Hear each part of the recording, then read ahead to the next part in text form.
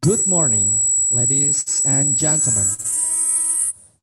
We'd like to welcome you to the first International Conference Science, Physics, and Education ICSPE 2021.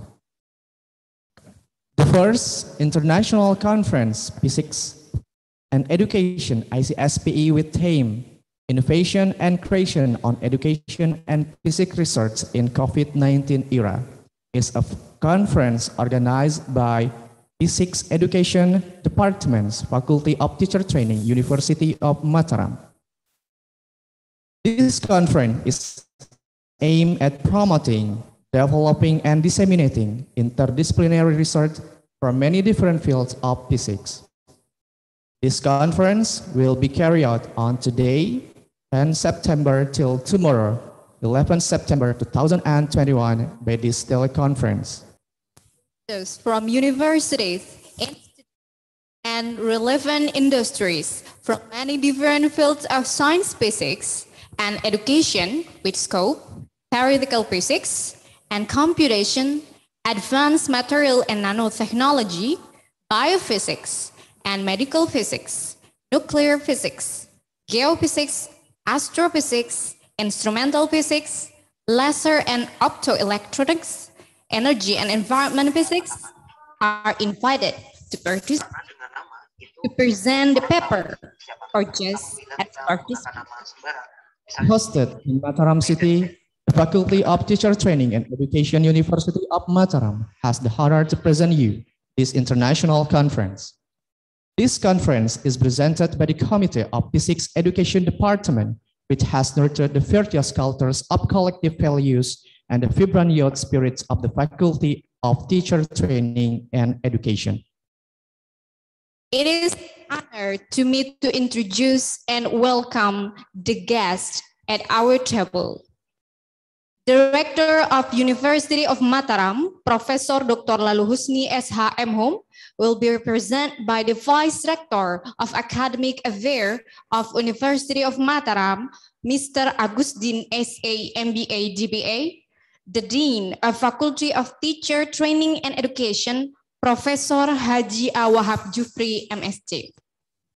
The Vice Deans of Academic Affairs of Faculty of Teacher Trainings, Dr. Gunawan MPD. The Vice Deans of Facilities and Equipment Affairs, Dr. Sukardi MPD. The Vice Deans of Students and Alumni Affairs, Professor Dr. Gito Hadi Prayetno, MSE. The Chairmen of Science and Mathematics Education Departments, Faculty of Teacher Training and Education, Dr. Ahmad Harjono. The Chairmen of Physics Education Departments, Dr. Muhammad Makrus MPD. And the Chairmen of Committee, the First International Conference Science, Physics, and Education, Associate Professor Dr. Andos Aris Doyan, MSc, PhD. Ladies and gentlemen, the keynote speakers today in the first International Conference Science, Physics, and Education, ICSPE, are Professor Jakrapong Kwekau, PhD from Nakhon Pathom Rayabat University, Thailand, Professor Nur Islami from Universitas Riau, Indonesia, Professor Manjula Sharma from University of Sydney, Australia, Professor Hong Joo Kim from Kyungpook National University, Republic of Korea, Dr. Gunawan MPD from University of Mataram, Indonesia, Associate Professor Dr. Anda Susilawati, MSc PhD from University of Mataram, Indonesia. Associate Professor Muhammad Mustafa Awang Kecik, PhD from University Putra Malaysia, Professor Dr. Engkuat Triana from Universitas Gajah Mada, Indonesia, Profesor Dr. Agus Suyatna MSc from Universitas Lampung, Indonesia, Profesor Dr. Andos Edi Istiono MSc from Yogyakarta State University, Indonesia, and Profesor Dr. Joni Rahmat MSc from University of Mataram.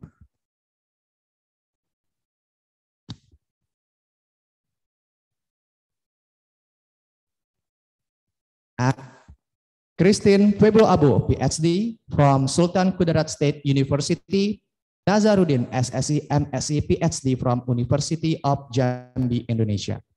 All of invited speakers today, and also we welcome all the presenters and participants of the first International Conference Science, Physics, and Education, ICSPE 2021. Ladies and gentlemen, we are now opening the ceremony of the first International Conference, Science, Physics, and Education, ICSPE 2021. We would like to invite you to rise and sing Indonesian anthem, Indonesia Raya. May all we rise, please.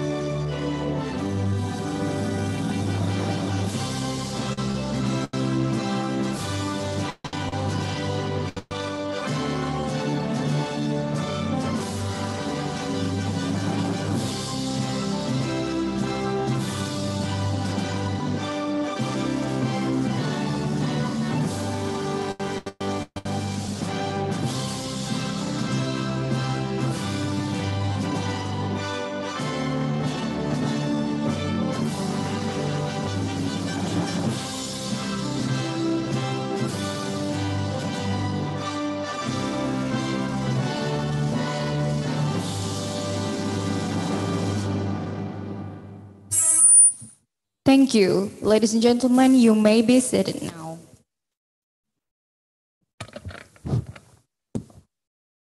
Ladies and gentlemen, we are now going to listen recital of Quran by Mr. Bahtiar Suganda SPD. For Mr. Bahtiar Suganda STB, table is yours.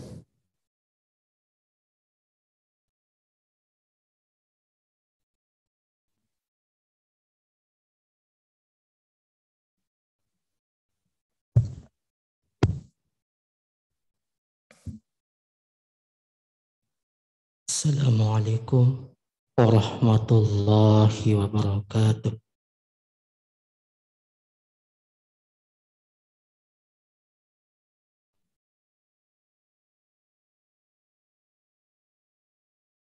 A'udzu billahi minasy syaithanir rajim.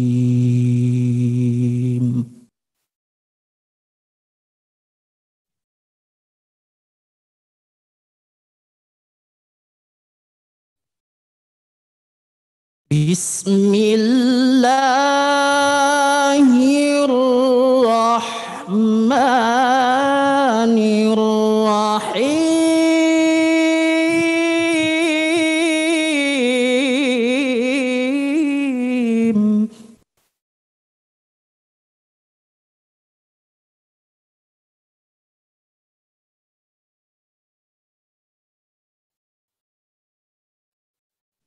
Iqra bismi rabbikal ladzi khalaqa khalaqal insana min 'alaqin iqra wa rabbukal akram.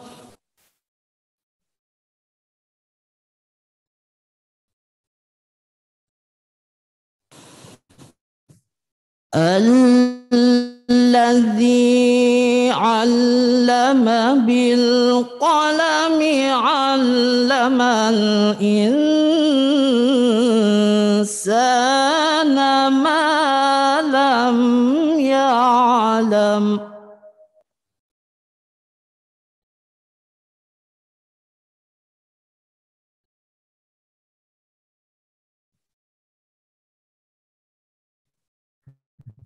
اقرأ باسم ربك الذي خلق خلق الإنسان من علق اقرأ وربك الأكرم الذي علم بالقلم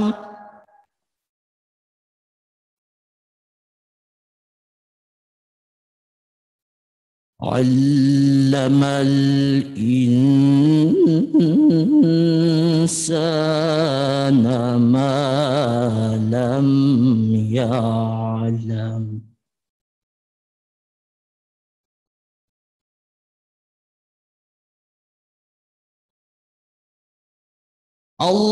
الله أكبر بسم الله الرحمن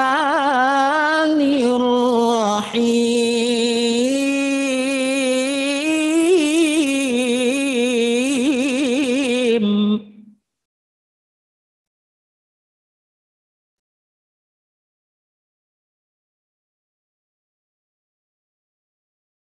يا أيها الذين آمنوا إذا قيل لكم تفسحوا في المجالس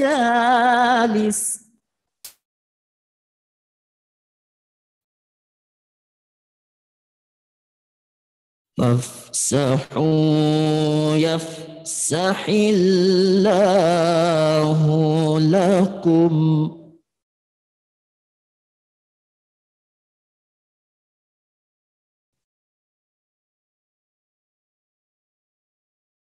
وإذا قيل انشزوا فانشزوا يرفع الله الذين آمنوا منكم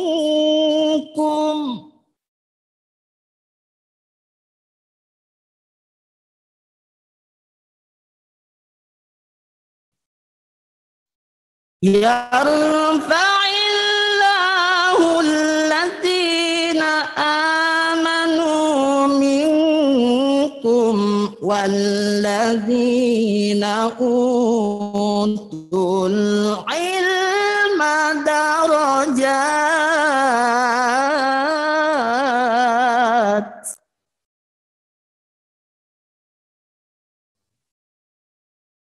والله بما تعملون خبير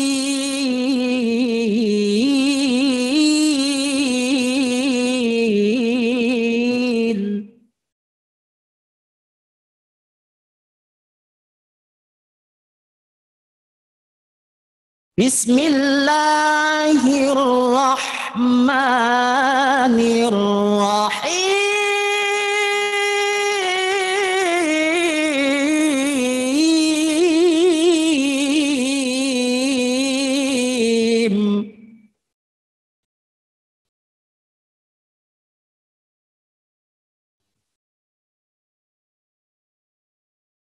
إن أحسنتم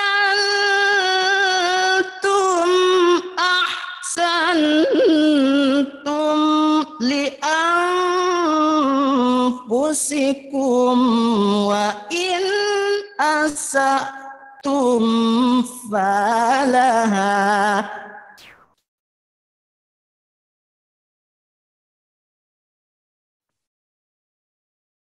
فإذا جاء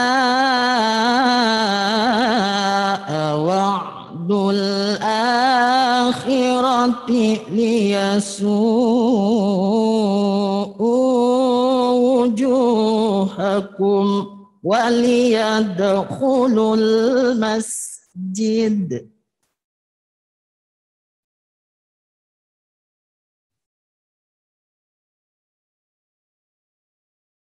وليدخلوا المسجد كما دخلوه أول مرة وليتبروا ما علوا تتبيرا.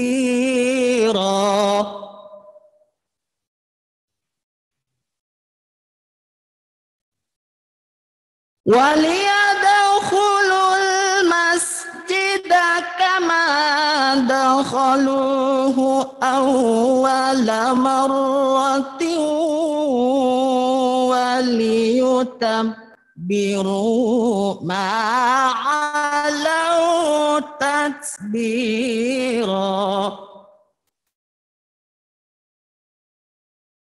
وليتبروا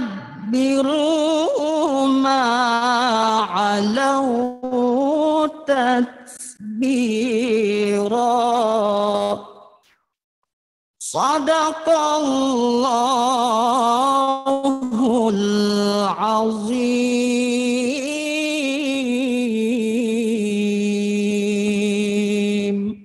السلام عليكم ورحمة الله وبركاته.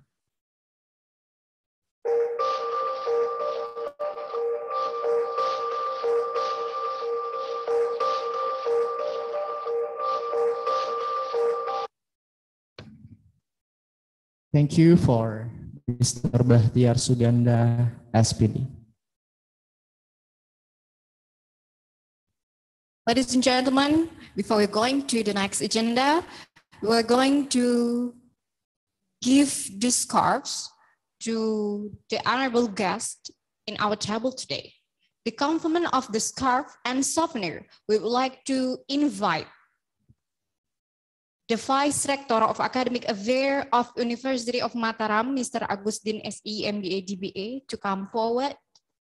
We would like to invite the Dean of Faculty of Teacher Training and Education, Professor Haji Awahab Jufri, MSc, to come forward, please.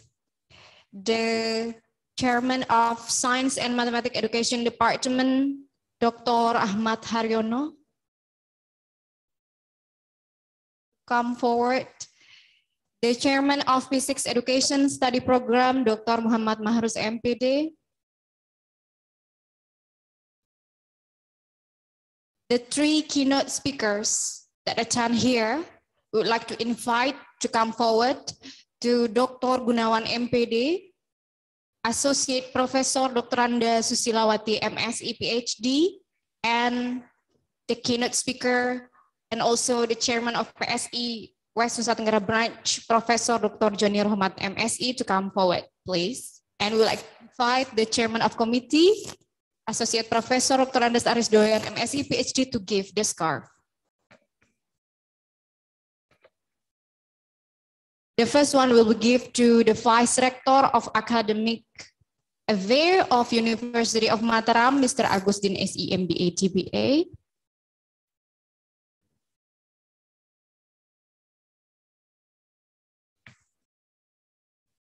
The second one will be the Dean of Faculty of Teacher Training and Education, Professor Haji Awahab Jufri, MSc. The third one will be the Chairman of Science and Mathematics Education, Dr. Ahmad Haryono. Okay, the fourth one will be the Chairman of Physics Education Study Program, Dr. Muhammad Mahrus, MPD. Our first keynote speaker, Professor Dr. Joni Rohmat, MSe, and as the Chairman of PSE West Nusa Tenggara Branch.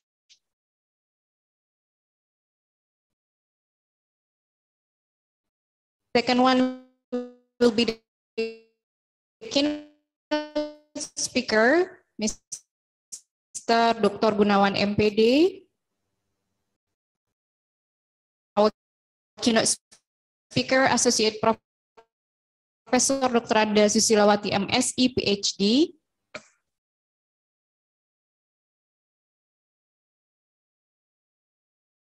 And the last one will be the Chairman, Dr. Ahmad Haryono. Thank you.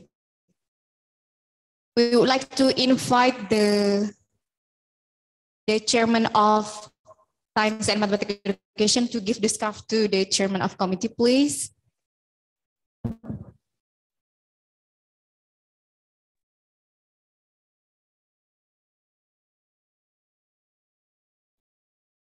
Thank you so much.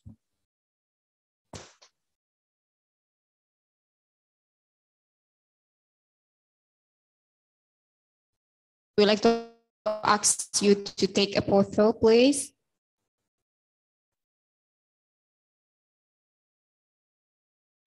Okay, thank you very much. You may be seated now.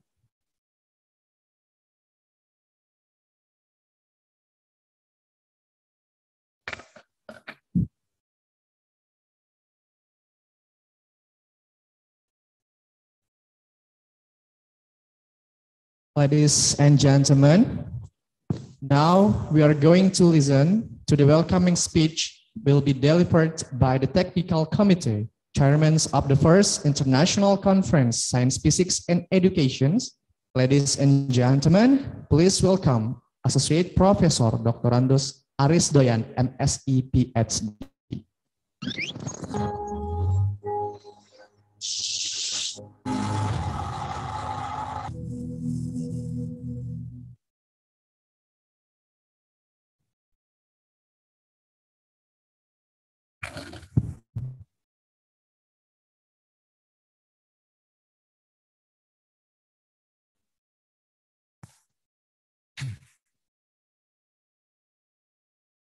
Bismillahirrahmanirrahim. Assalamualaikum warahmatullahi wabarakatuh. Morning and best wishes to all of us. Honorable Vice Rector, University of Mataram, Honorable Dean of Faculty of Teacher Training and Education, University of Mataram, Honorable Department Physics, University of Mataram, Honorable keynote speaker, and the first ICSPE 2021, as well as all presenter and participants, I'm proud of. First of all, let us express our gratitude to Allah Subhanahu wa Ta'ala, who has bestowed various pleasure on us all. One of the blessings that we are experiencing now in here, that we can hold this international conference in the every blessing condition. Furthermore, let me express my appreciation and gratitude committee and the entire committee of International Conference on Physics and Education, ICSPE, has people for this conference.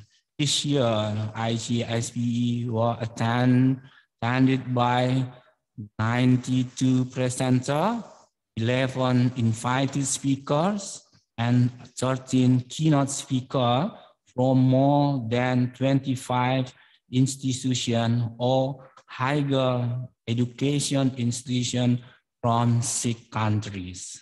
The international conference with the theme Innovation, Creation, and Education and Physics Research in COVID-19 era is expected to provide great benefit for the development of physics research in the challenging 4.0 era in the future.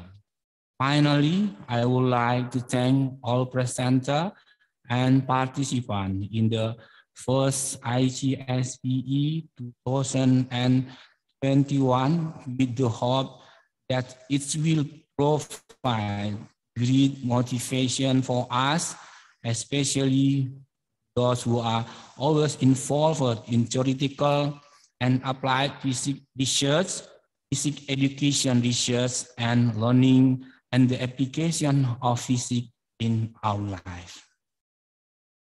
Thank you very much.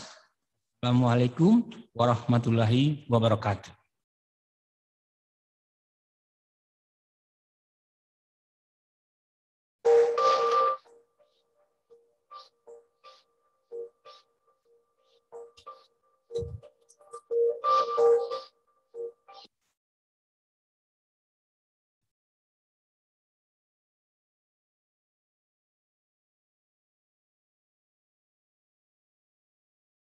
Thank you very much for Chairman of Committee. Ladies and gentlemen, we are now going to listen to the welcome speech given by the Chairman of Physics Education Department, Faculty of Teacher Training and Education, Universitas Mataram. We would like to invite Dr. Muhammad Mahrus, MPD. The table is yours.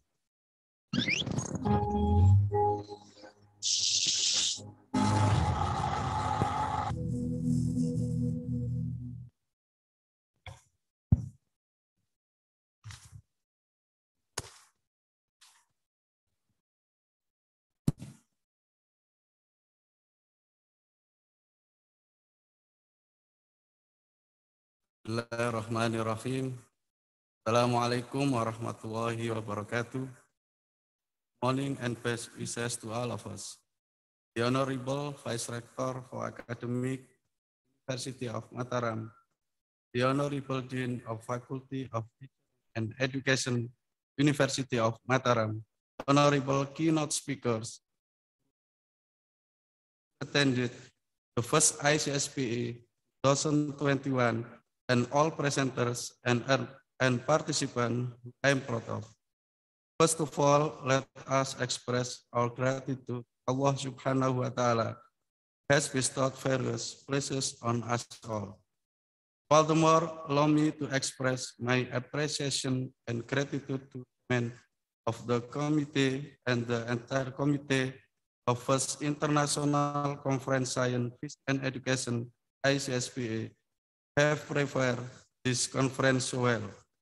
This international conference with the theme Innovation and Creation on Education and Physics Research in COVID-19 era is expected to provide great benefit for the development of science research, especially physics in this challenging 4.0 era and for the better future. This development is expected to lead a better direction when viewed in terms of material, research and learning technology, as well as character building that reflect the characteristics of physics. This conference is expected to be able to encourage researchers and educational practitioners in the field of physics to formulate this field to be easy to understood and applied in field physics-based research and education, as well as to implement its application in technology appropriately. Regarding this information, the Physics Education Study Program at the University of Mataram is committed to holding an international conference every year. Finally, I would like to say welcome and thanks to all presenters and participants in the first ICSPE 2021 with the hope that it will provide great motivation for us, especially those who are always involved in theoretical and applied physics research and physics education research. Assalamualaikum warahmatullahi wabarakatuh. Thank you very much.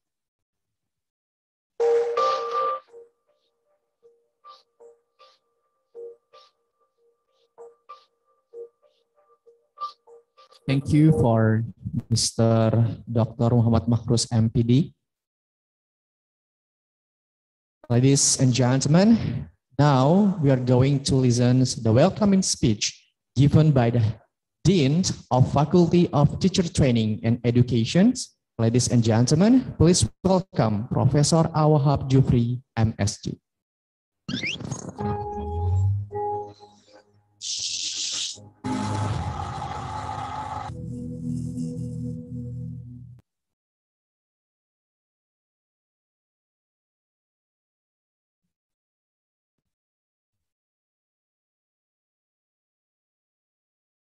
Assalamualaikum warahmatullahi wabarakatuh. Selamat pagi, salam sejahtera untuk kita semua. Good morning, ladies and gentlemen. Yang hormat Dr. Mataram, Hal ini diwakili oleh Bapak Agustin SE MBA BA, Wakil Rektor Bidang Akademik. Yang saya hormati Bapak-Bapak Wakil Dekan FIP Undram, jurusan Pendidikan Matematika dan IPA, EU, saudara-saudara panitia, dan Bapak Ibu dosen program studi pendidikan fisika yang pagi ini tentu dalam keadaan berbahagia.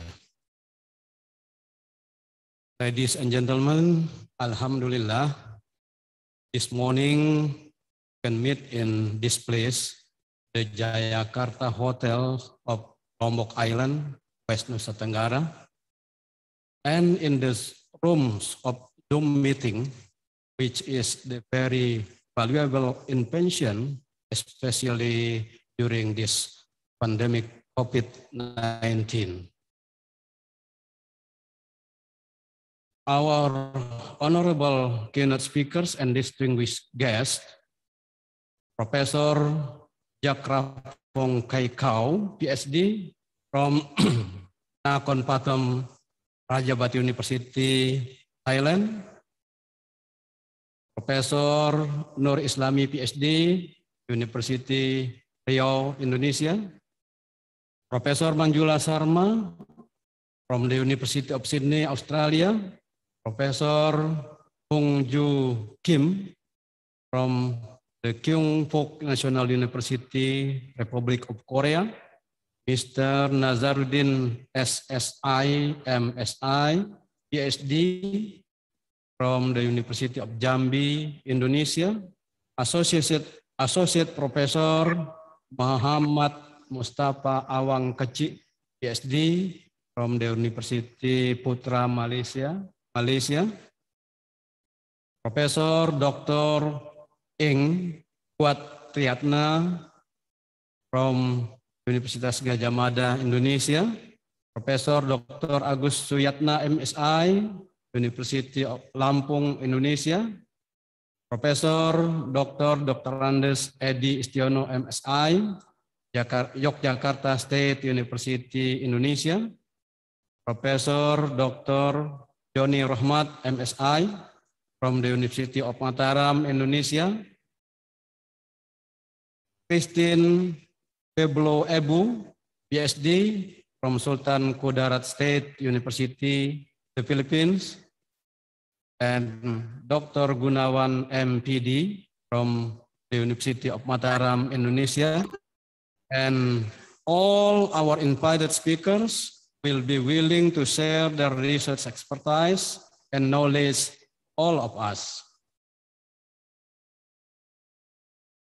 Ladies and gentlemen, members of this organizing committee have been working very hard, arrange and manage this international conference. Therefore, I would also like to thank them for their dedication, time and effort.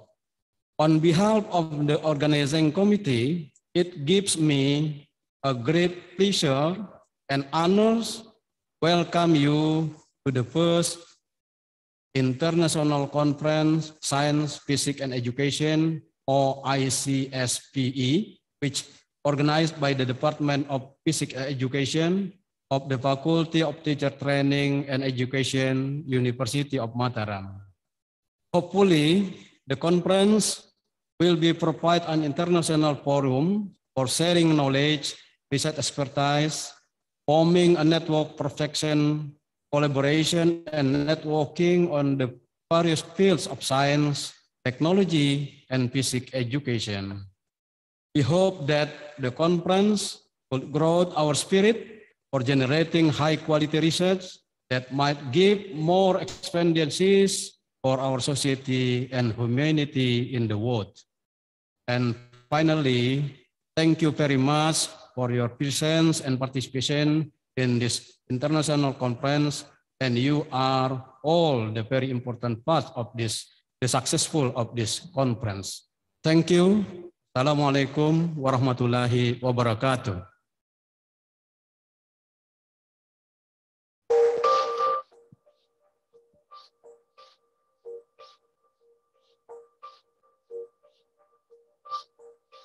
Thank you for the Dean of Faculty of Teacher Trainings, Professor Wahab Jufri, MSc. Ladies and gentlemen, we are now going to listen the welcome speech from the Vice Rector of Academic Affairs of University of Mataram, and also will be formally open this conference. Ladies and gentlemen, please welcome Agustin SA MBA DBA.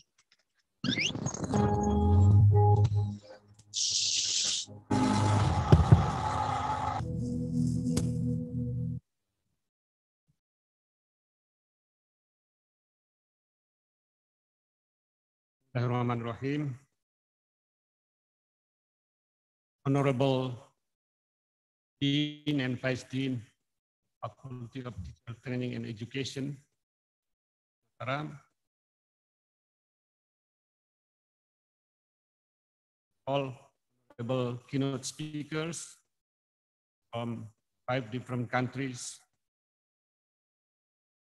from Thailand, Australia, Republic of Korea, Malaysia, and the Philippines, from different island and provinces, Jambi, Gajah Mada University, Lampung University, and Yogyakarta State University, and honorable all my colleagues from University of Mataram as a keynote speakers.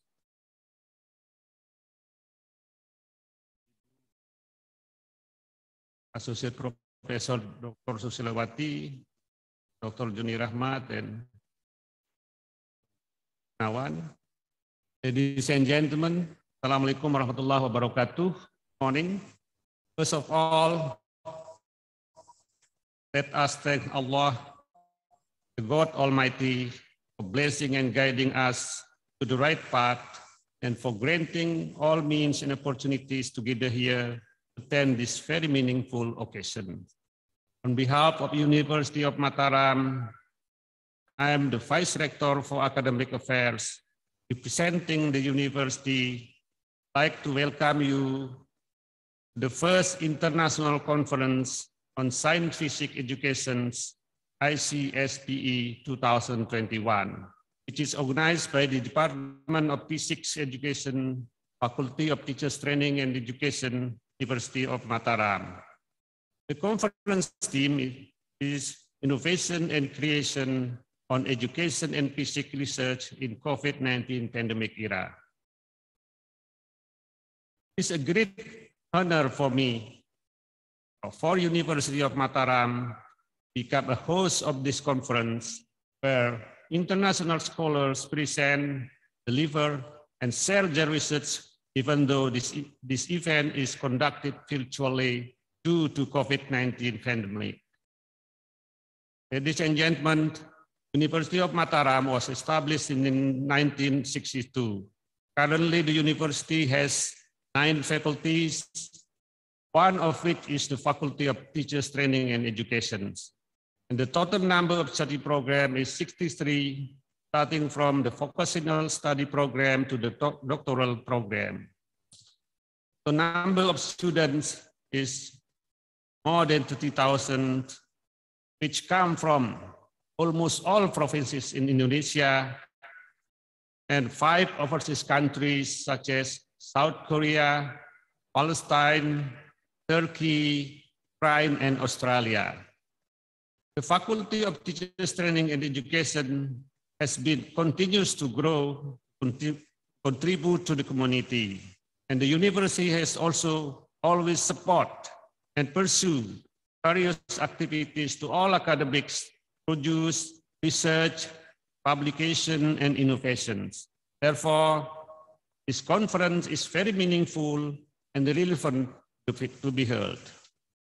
Ladies and gentlemen, I hope this conference will continue to serve and encourage our encourage our scientists, and not only present and share their experience and scientific research findings, but also build a global network while learning the latest advancement and development of research in our research field and interest despite we are in the COVID-19 pandemic situation.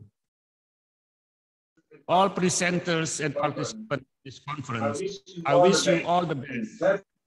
Wonderful moment joining this conference, and I hope also to all participants will find this virtual event to be fruitful with wonderful moments of knowledge and experience sharing. Last but not least, I also would like to congratulate and sincere thanks to Professor Dr. Wahab Jufri as the Dean of Faculty of Teachers Training and Education, University of Mataram, the organizing committee headed by Associate Professor Aristoyan PhD for this effort and hard work to arrange and manage this conference. Finally, with Bismillahirrahmanirrahim, I officially open this conference. Thank you. Wassalamualaikum warahmatullahi wabarakatuh. So Mr. Agustin would like to invite you to come forward to hit the gong to open the ceremony formally, please.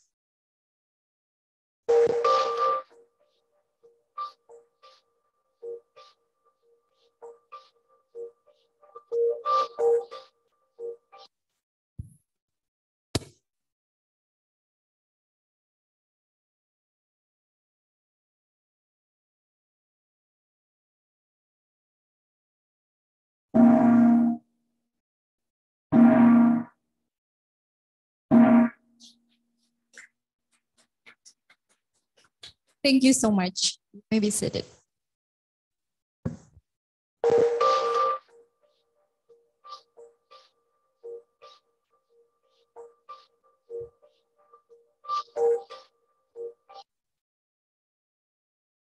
Ladies and gentlemen, now we are going to pray. Will be led by Mr. Husnul Fuadi SPD. For Mr. Husnul Fuadi SPD, table is yours.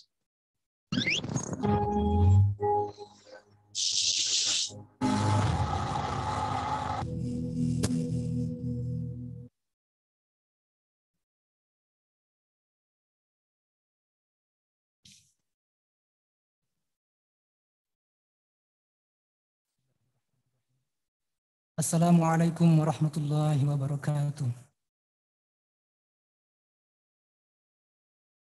And let's pray together. أعوذ بالله من الشيطان الرجيم.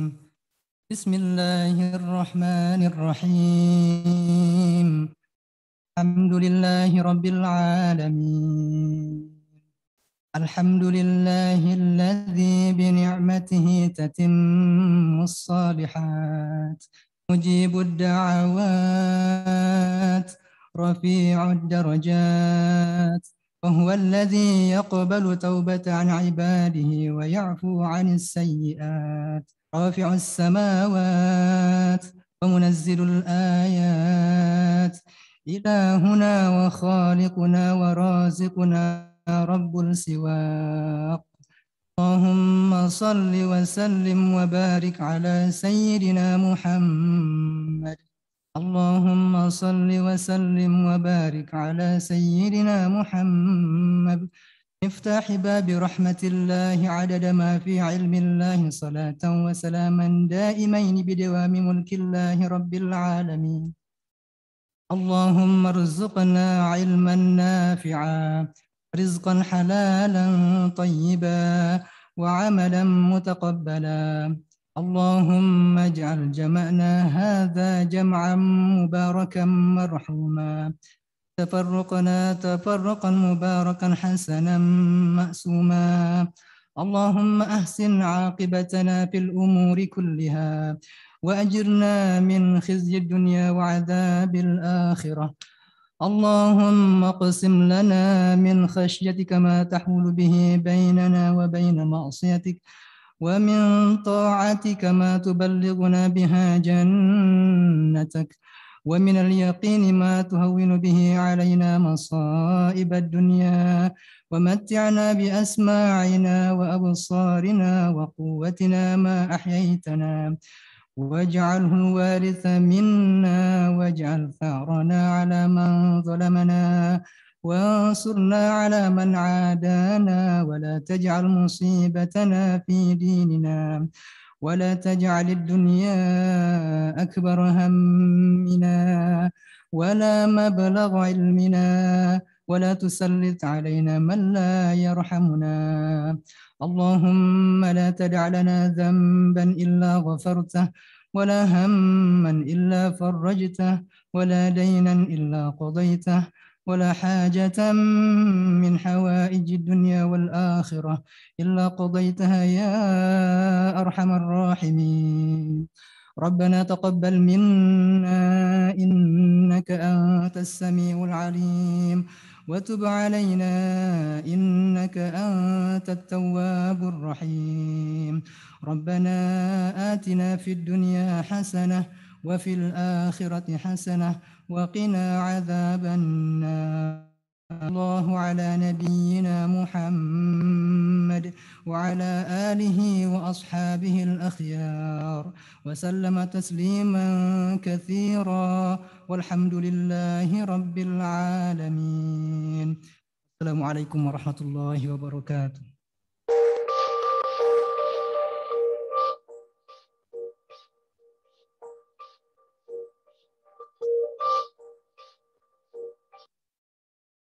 Thank you for Mr. Fuadi SPD.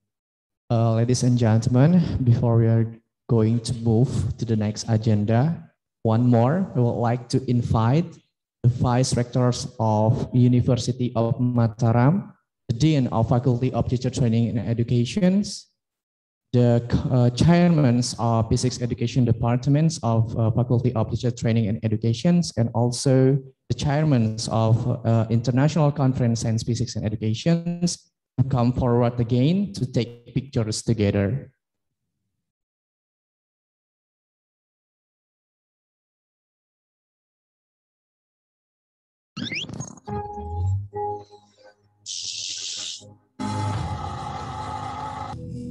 We would like to invite the chairman of Science and Mathematics Education Department of Faculty of Teacher Training and Education, Universitas Mataram to come forward, please.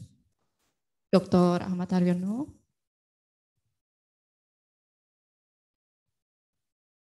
We would like to invite the chairman of PSI of West Nusa Tenggara branch.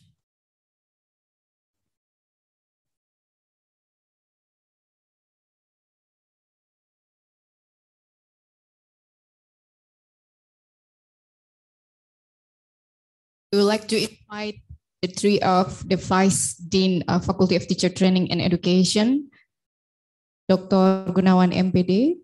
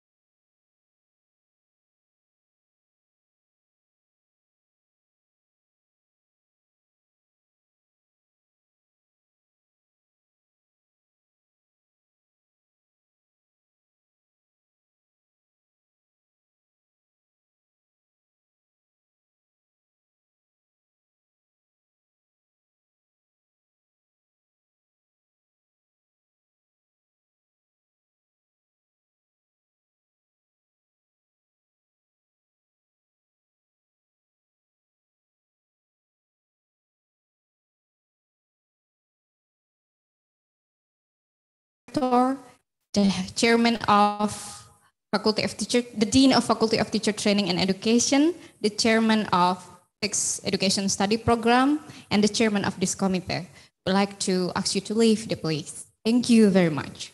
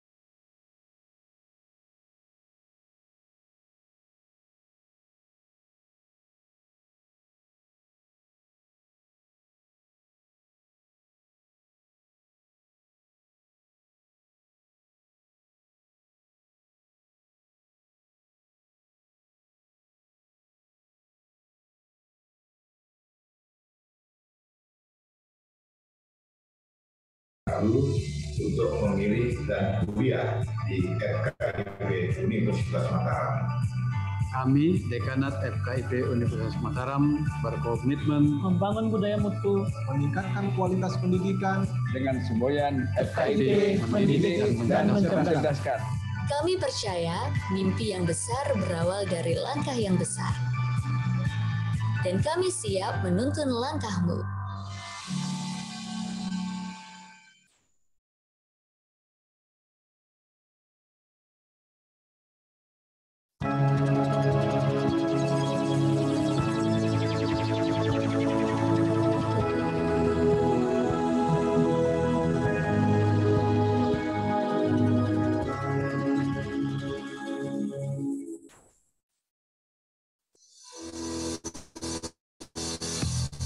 Lahir di bumi seribu masjid, Universitas Mataram menyajikan pengalaman menempuh pendidikan yang tak terbatas. Nuansa religius dan hamparan pesona alam yang menakjubkan. Sejak tanggal 1 Oktober 1962, Menteri Perguruan Tinggi dan Ilmu Pengetahuan Republik Indonesia mengesahkan pendirian Universitas Negeri di Mataram.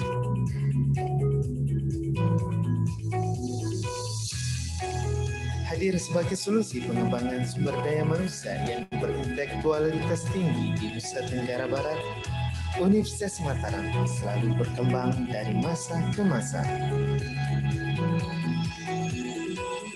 Hingga saat ini, Universitas Mataram telah memiliki 9 fakultas dan program pascasarjana. Dengan 68 program studi pilihan, menjadikan Universitas Mataram sebagai salah satu pilihan terbaik bagi talenta-talenta luar biasa dari seluruh penjuru Indonesia. Di Universitas Mataram, lebih dari 32.000 mahasiswa menjalankan studinya. Gali sumber-sumber ilmu pengetahuan dan ditempa menjadi instan yang siap menghadapi tantangan global. Meluluskan puluhan ribu alumni yang tersebar ke seluruh Nusantara.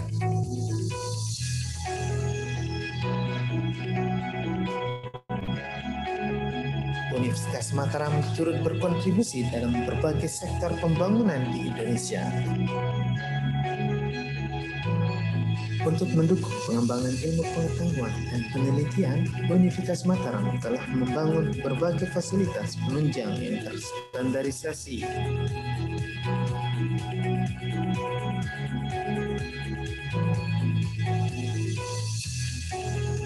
Berkolaborasi dengan berbagai stakeholder dan dunia industri memberikan peluang kepada mahasiswa untuk mendapatkan khazanah pengetahuan yang lebih luas dengan kemampuan soft skill yang teruji. Didukung oleh tenaga pengajar yang handal dan profesional, memungkinkan Universitas Mataram menghasilkan lulusan yang berwawasan global dan berprestasi di tingkat nasional maupun internasional.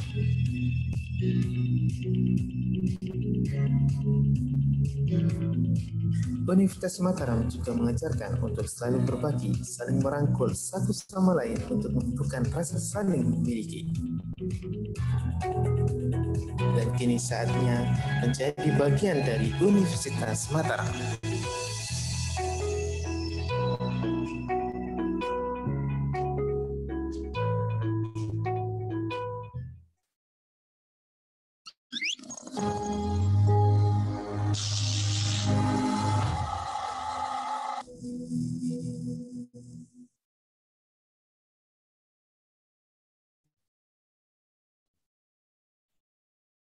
Ladies and gentlemen, now we will continue to the next session. However, before we move further to the next agenda, the Technical Committee would like to thank to all the participants.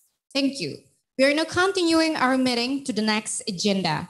That is to hear the keynote speech, which will be delivered by 6 keynote speakers. They are Professor Jakrapong Kaikau, PhD from Nakhon Pathom Rajabat University, Thailand. Professor Nur Islami from Universitas Riau, Indonesia. Professor Manjula Sharma from University of Sydney, Australia.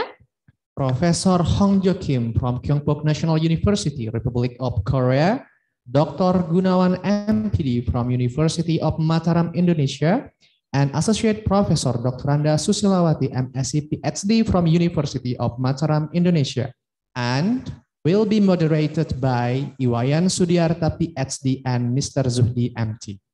To Mr. Iwayan Sudiarta, PhD, and Mr. M. Zuhdi, MT, the floor are yours. Thank you. Oke. Udah suaranya. Tes. Oke. Oke, thank you very much. Suara mic-nya tuh.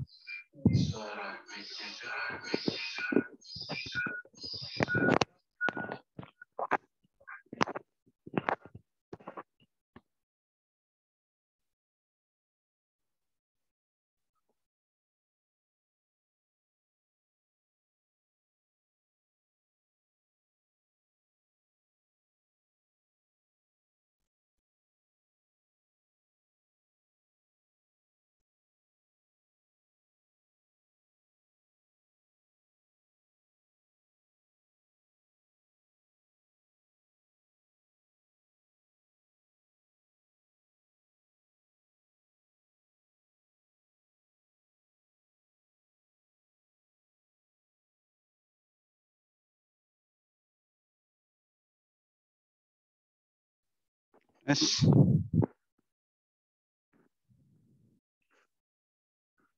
Tes. Yeah. Okay. Thank you very much for this opportunity to moderate this session. First thing for my session, we have two keynote speakers.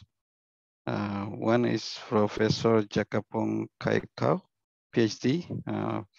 First thing, I apologize if I mispronounce your name. The second speaker is Professor Nur Islami, PhD. So before we continue, I should check if whether Professor Jakapong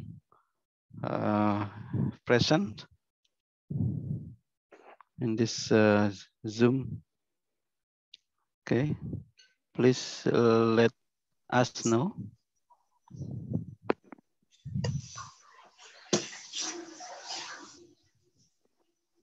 Okay.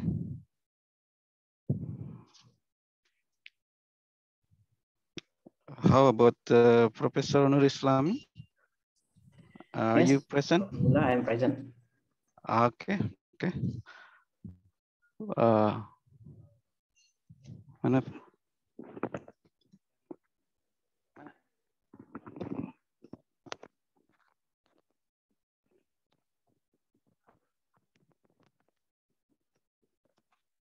So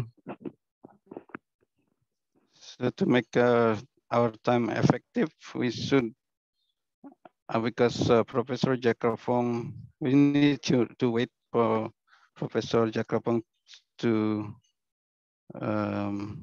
present in this conference. So maybe we should ask Professor Nur Islami to present his speech. Before we continue, I'll mention his speech. Title of his speech is A Novel Approach to Study Groundwater Contamination in a Shallow Aquifer System. So this is the topic of geophysics. So are you ready for presentation, Professor Nur Islami? Inshallah. Can you share your presentation or the committee? Okay, ininya gimana?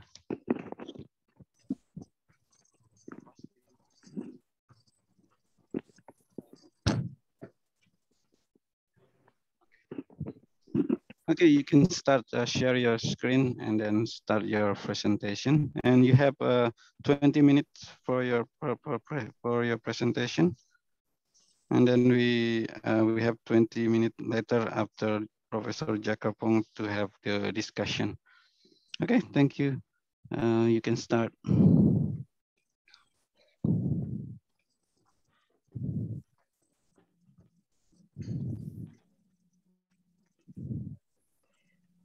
Okay. Assalamualaikum warahmatullahi wabarakatuh. Thank you very much, moderator, for the time. Dear all, please kindly allow me to deliver my keynote talks entitled "A Novel Approach to Study Groundwater Contamination in a Shallow Aquifer System." My name is Nur Islami from Universitas Riau. Actually, this research cannot say a novel anymore because I published this paper 3 years ago. Okay, anyway, let me continue my presentation. Before I continue my presentation, I am pleased to say thank you very much to the conference chair, ICSPE 2021, Associate Professor Aris Doyan, PhD, all the ICSPE 2021 organizing committee. Thank you very much for invitation to me to be a keynote speaker in this conference. And then special thanks to Bapak Muhammad Zuhdi. Actually, Bapak Muhammad Zuhdi is my best friend in ITB when we are doing master in Geophysics department ITB. And thank you to the University of Malaya because this paper actually part of the part-time research collaboration in period of 2016 and until 2019. And this is the agenda of my presentation to Universitas Riau, and then introduction, methodology, result and discussion, and conclusion. Okay, Universitas Riau is located in the Sumatra Island. It is about the 2,000 kilometers from the Lombok city. And then we have several research laboratories. One of them is the environmental wetland and disaster laboratory, where I'm stayed in this rep. Okay, on behalf of the Universitas Riau, we welcome you all for the research collaboration in the future. Okay, now let me talk about the presentation, a novel approach to study groundwater contamination in shallow aquifer system. Okay, as we know, water is important for our life. One of them can be obtained from groundwater, and we need the fresh groundwater for our daily activity actually. And beside that, the groundwater is also keep the sustainable life in the world. And then the contamination of the groundwater should be avoided, because sometimes contamination can be from the human activity, such as the landfill leachate, and also from the natural process. Okay, let me see the fact about the groundwater contamination by human. Okay, landfill, one of the famous, famous example of the contamination from the surface, because of the landfill leachate. Maybe the landfill leachate can be seeping to the shallow groundwater. This is very dangerous actually. And then also saltwater intrusion. This happen at the coastal area when the pumping of the groundwater with the very high of the rate, maybe by the industry. This can cause the saltwater intrusion. So this is also what we can categorize by the human factor. And then fact about the contamination by natural system. Okay, several researchers have reported that the presence of heavy metal content in the aquifer, where the aquifer is very close to the iron ore mining. So this one can also cause the contamination of the groundwater. Okay, objective of this research is to investigate the groundwater contamination by the heavy metal in the aquifer system. And we propose the utilization of the relationship between soil and groundwater characteristic with the geoelectrical resistivity. As we know that geoelectrical resistivity just inform us about the electrical characteristic of the material, but there is no information about the quality and also about the contamination. Now in this research we propose, so that's why we say that this one is the novel. Actually, as I mentioned, this research had been published 3 years ago, so maybe I cannot say a novel anymore. Okay, methodology. As I mentioned, this is the part of the research collaboration with the University of Malaya. So the location is at the North Kelantan, Malaysia, with the approximately 250 square kilometer the area of this research. And we found that granite as the bedrock and covered by quaternary sediment. And the unconsolidated sediment varies in the thickness from 20 meter at the land, and also increase to be 200 meter nearby the beach line. Okay, this is the study area. This is Sumatra Island, and this is Malaysia Peninsula, and the study area somewhere here. And that we see, this is in the map, we have the line here, cross and cycle. The line representing the location of the geoelectrical resistivity survey, and then the circle here representing the position of the water sample, and then the cross is the soil sample. Okay, we did more than 40 survey for the geoelectrical resistivity. Okay, methodology. We did the soil and water chemical analysis, and then direct resistivity measurement. This is very important for the calibration of our subsurface data, because we need to correlate the the material with the resistivity survey. And then well log analysis. Okay, maybe to refreshing us about the geoelectrical resistivity, we use here Werner configuration.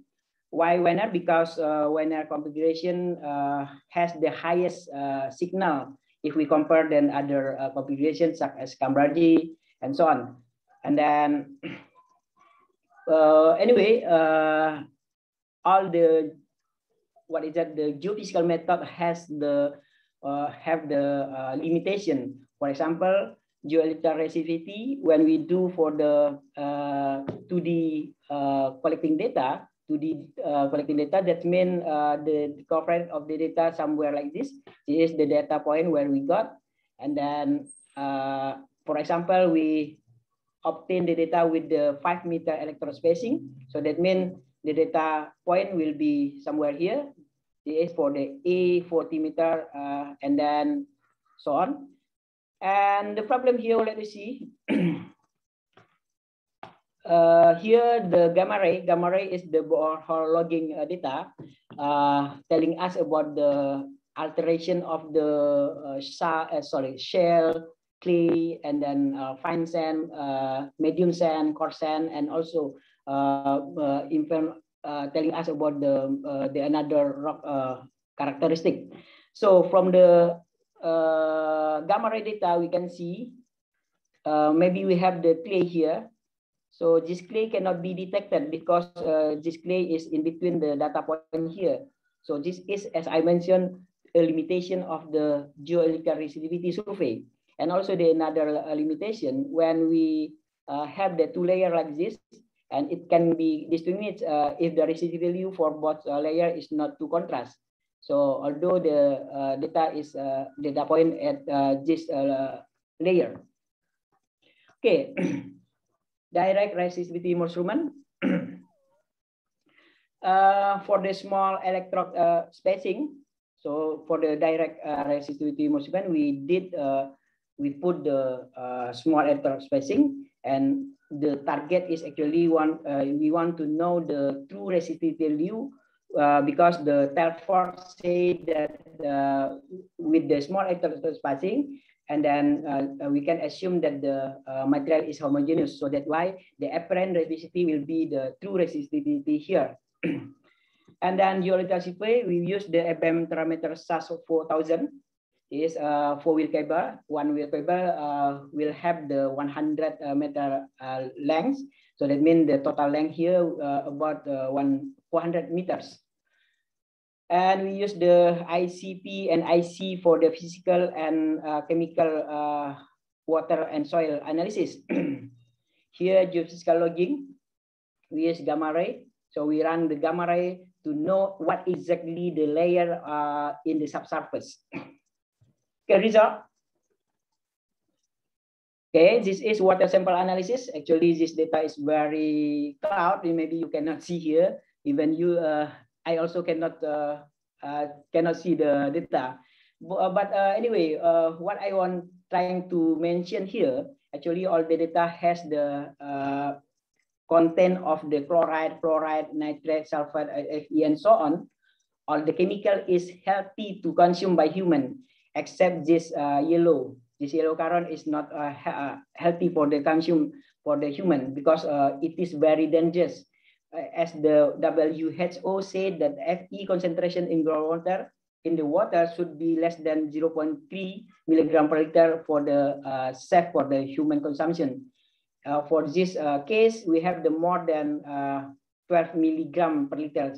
This is very far above the limit of the value from the WHO. So this is our interest.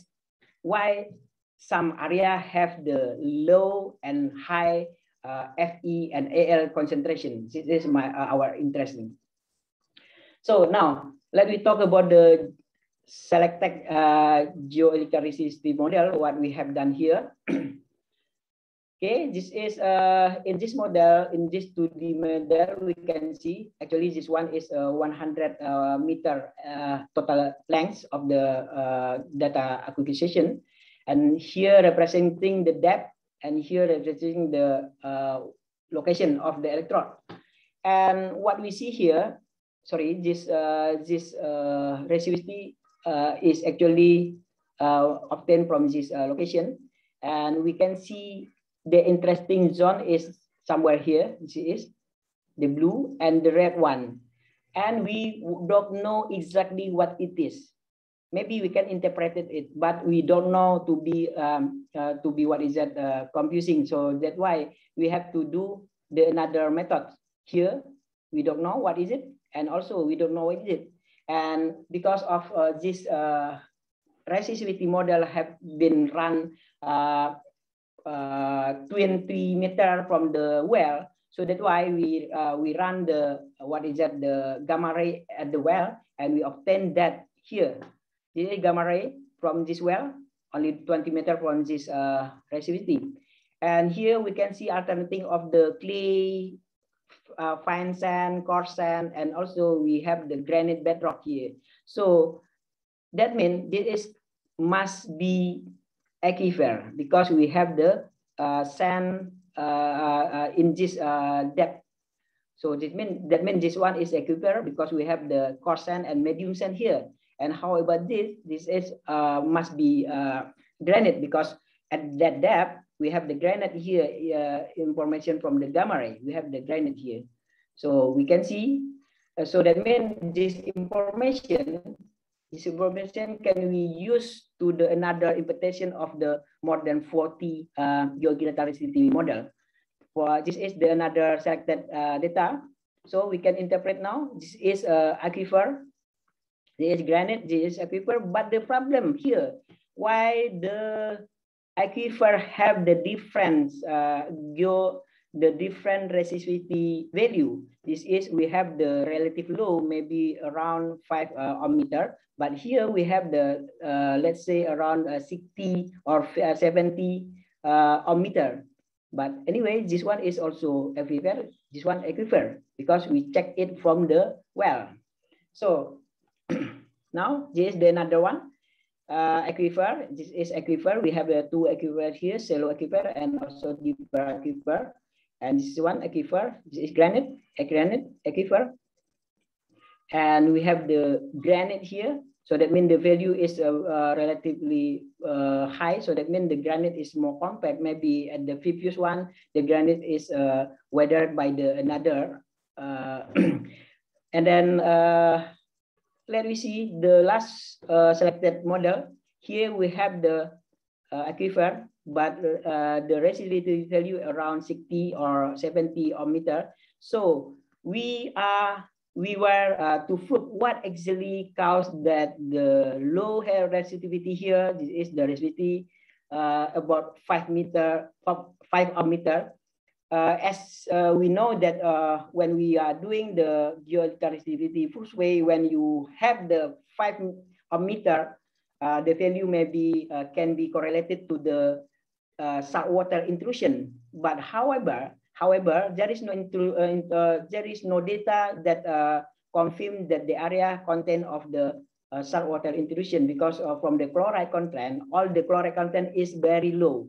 So we are very confused here. So that's why we run the well 1 here. We drill a new well, the new well 1, and also we drill here the new one, the new well 2. And after that, we collect the soil sample every 2 meters, and then we analyze the chemical content of the soil. So after that, we have this one. This is the data for the well 1, and we analyze Fe, Al, K, and A, Zn, Ca, and so on. And then well 2, and another soil sample here. And we want to say that there is no significant difference for the concentration K and A, Z, N, and so on for this. So that means the value of K and A, Z, N, and so on is relatively equal.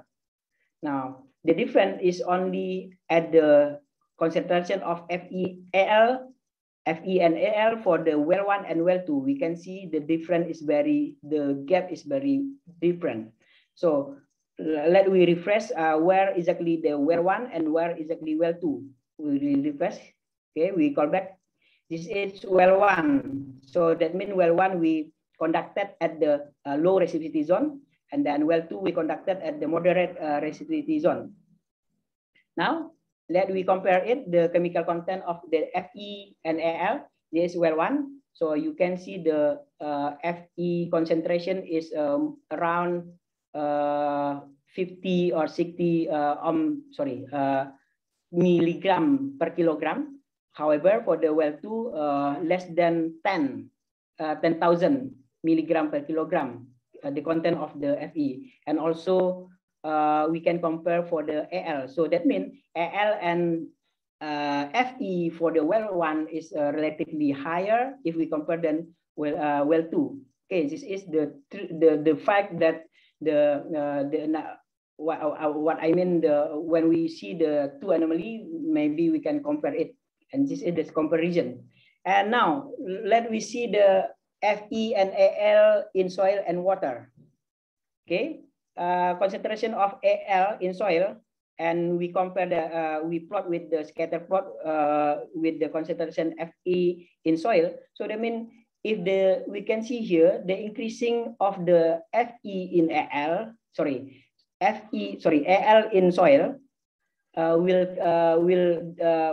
be followed by the increasing of the concentration Fe in soil. So that means when the Fe increase, also followed by the Fe increase in the soil. Now let me see what happened when we plot Fe in soil versus Fe in water. Also, there is the clear trend that mention us about the increasing of the Fe in soil will increase the Fe in water. Okay, now let me see how about the Al in soil versus Al in water. Al in soil here and Al in water, there is no correlation, there is no trend we can observe here. So that means increasing of the soil in Al in soil will not follow by increasing of the Al in water. So that means there is no correlation here. Now, let me see Fe in groundwater for the shallow aquifer here, less than 10 meter depth.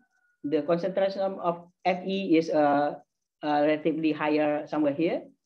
And then at the depth between 10 to 20 meter, we can see higher somewhere here. And in the depth of the more than 20 meter deep, so you can see Fe moving higher here. So if we imagine in our brains, so that means the Fe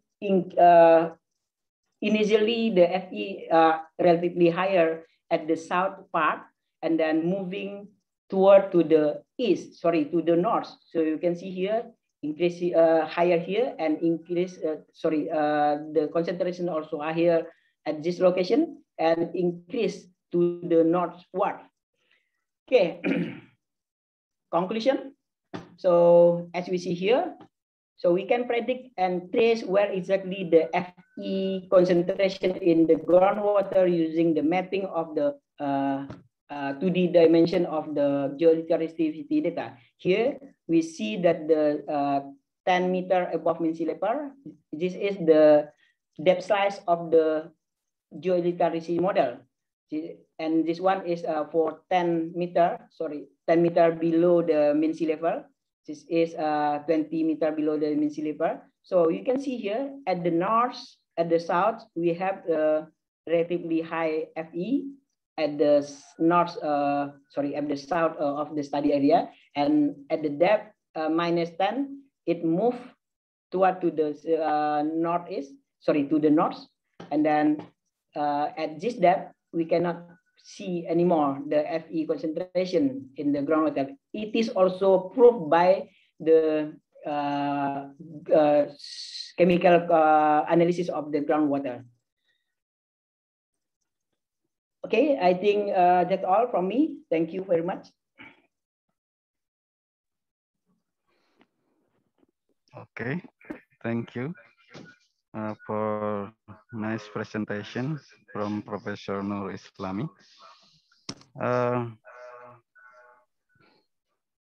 And the next keynote speaker is Professor Jakrapong.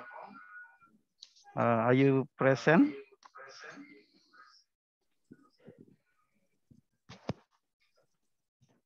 Okay. I saw the name in the participants. Okay. Okay, Professor Jakrapong, the time is yours. We have 20 minutes for presentation.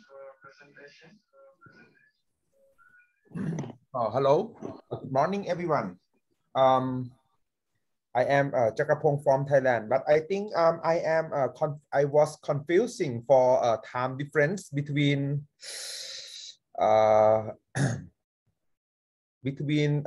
Thai and Lombok, right?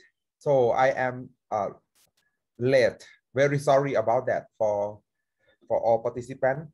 I think your time zone is different with Thailand, right?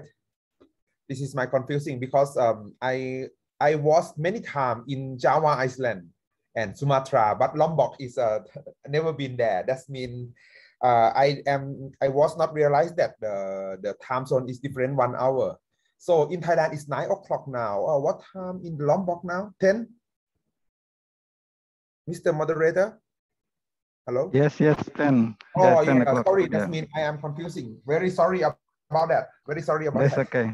Yeah, that's okay. So that's why I come late, because I think my talk is at 9:30, but it's just 9 in Thailand. Sorry.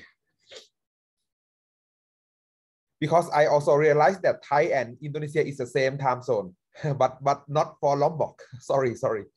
That is my very big mistake. So let me share my screen.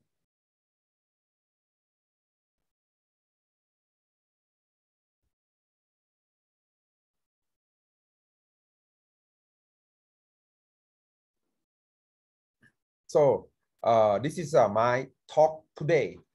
I have 20 minutes. This is the topic of this talk is from basic to advanced material of glass for modern lifestyle.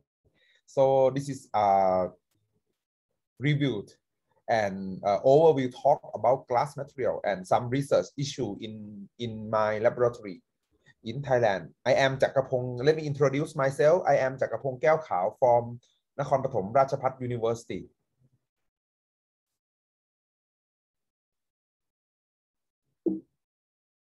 So Nakhon Pathom actually is just 1 hour by car from Bangkok. Okay, let's say if you come to the Don Mueang Airport in Bangkok, so you take around 1.5 hours to Nakhon Pathom province, and my university is been there. And from Bangkok to Jakarta, it's just 3.5 hours. To Lombok, maybe long time because maybe we need to take the connecting flight. So this is let me introduce my laboratory. This is our collaboration around the world. So we have the many collaboration and work research together. So let me talk very overview because I have only 20 minutes. So this is our groups in the NPIU. We have 13 faculty members and work on the luminescent glass research group, industrial base, and nuclear and radiation physics research group. And I am the head of the excellence centers.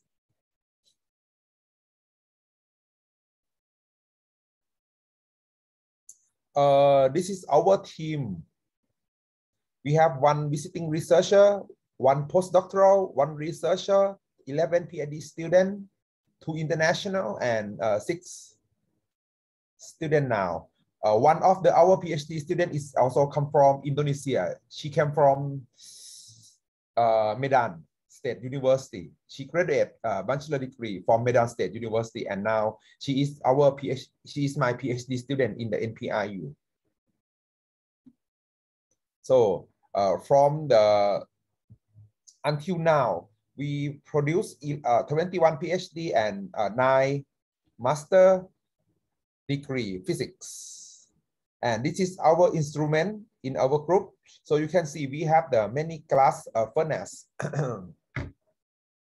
spectrometers, XRD, and optical and luminescent instrument, and also physical and mechanical study instrument also. This is welcome for Indonesian friends. If you want to come, and if COVID is gone, okay, we can make a collaboration. We can exchange researcher or student between each other. Very easy because Indonesia and Thai is not too far. So many times I accept the student from the ITB, Institute of Technology Bandung, ITS, Institute of Technology in Surabaya, sorry, Sanpolo maybe, and in Lampung, and also in Medan. Many institutes we exchange students, and not only students, a professor also come and give some lecture, exchange one. So this is our achievement. We work on the photonic-based glass and scintillation glass and crystal and radiation detection and shielding materials and also glass coloration. This is our research field. So let me skip to the history of glass. So if you talk about glass, what are you thinking about? So sometimes we thinking about the kitchenware, the cups, like cups for your drinking waters and so on. So actually, the natural glass from our history is can make glass from the natural activity like lighting to sand. You can get some kind of the white things like we call fukurai, and the shape is look like the lighting. And obsidian is come from volcano. When volcano is explored, and then you get the black and beautiful color of glass. When I went to the, actually the obsidian is also so many in Indonesia. When I went to the mountain in the Bandung, so the name is maybe Takuban Pahu. So many shop, they sell the souvenir made from this black item.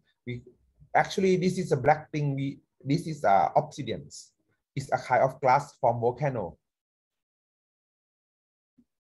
So how about the human-made? From our history, they record around 50,000 before Christ.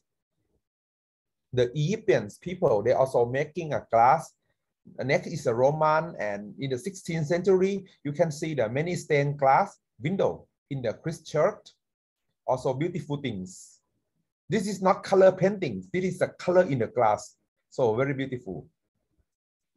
And not also that, we also in our history, the people also start the glass factory in the first time, and then they produce the float glass. This is one of the invented by in UK. So how important of the float glass, because you can control the thickness of the float glass very well using the gravity, and then you can get the big plate of window and mirror very flat. You cannot do by polishing. Is difficult one for big plate. So for the floating technique is also available for a long time ago, and start from that one. People have a window easily. Now window is everywhere, right? In your house, in your condominiums, in your apartment, they also have windows. Also glass is also in the everywhere, you can see in your lifestyle. And some of glass is also used for modern style, and they change your human behaviors. You can see that one.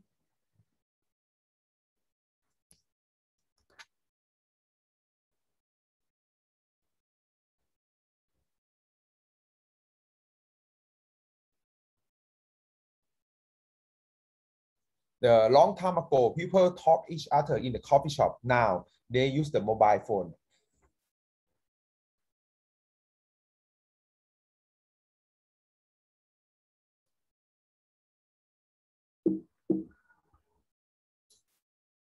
And you can see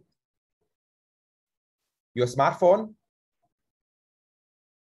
is more stronger because your glass that cover the smartphone is torture. It's made first made by the Corning glass in United States. So actually in the glass is very stiffness. Stiffness does mean you cannot make a high elasticity glass.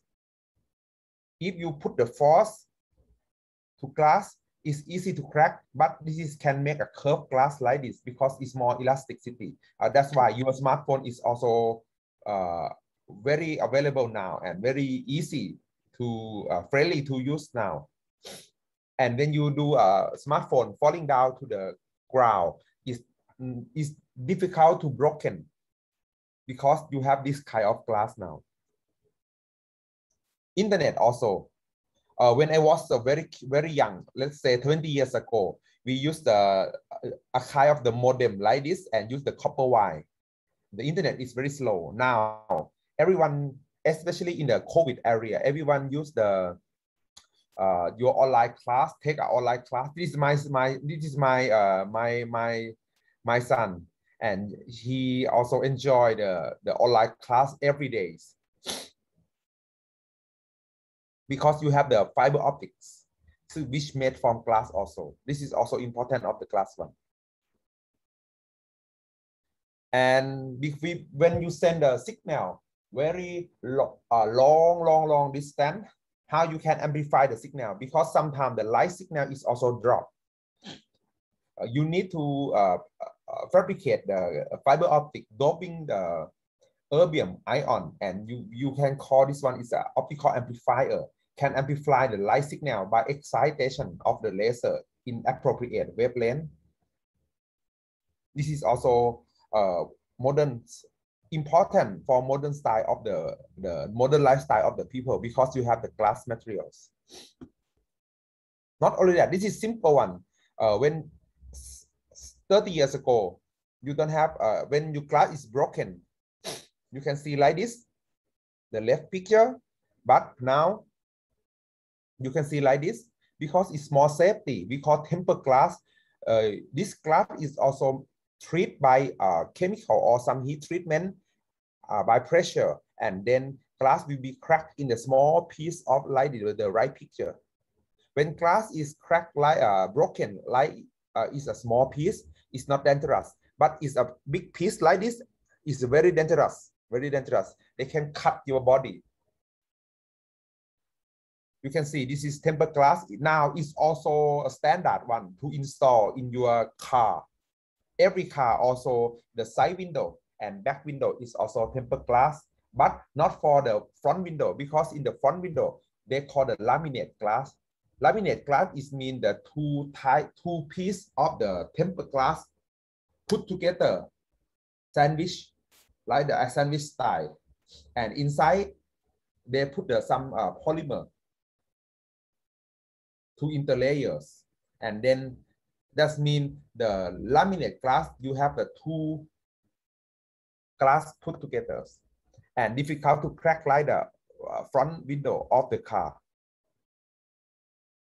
You can see that this is also the laminate one. This is the bulletproof glass also, but maybe more layer, more and more layer. You can protect more and more side of the bullet.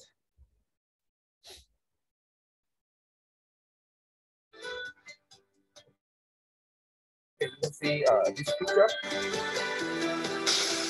This is a standard glass. You can see the broken is very sharp and dangerous when you work with them.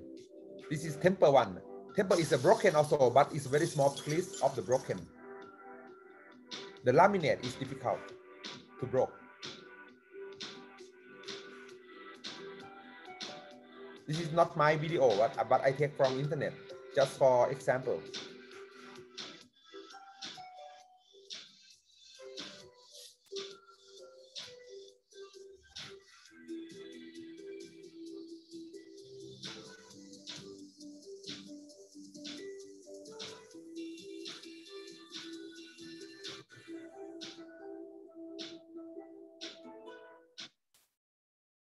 Not only that, this is we also can use glass with their thermal property, because glass is very good thermal property. I mean good thermal insulators. So you can use as a protect heat in your house. We call glass rule.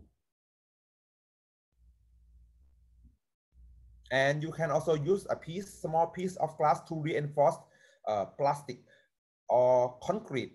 We call glass reinforced materials. This material will be strong and stronger, like the glass reinforced concrete and glass reinforced plastic for your water tank in your house, like this. This is very strong and lifetime maybe 20 years for this tank. This one maybe for 50 years and more than. So not only that, glass it also can use like the filling and treat the low quality rubies to make it more beautiful, and you can make a cheap ruby to the more expensive one. This is a picture in our groups, and you can see the price is maybe up to the 90 times. This is an optical microscope, and you can see that raw ruby is also many inclusion. After clean and heat by acid, the inclusion is removed out, and then you fill by glass, and then you can see the picture is more beautiful. This is also color glass for decoration. It's also important for everywhere. This is also glass jewelries. So you can see that this is glass and crystal. Wait a minute. Let me change my I think something wrong. Let me change this one, my presentation. Okay, so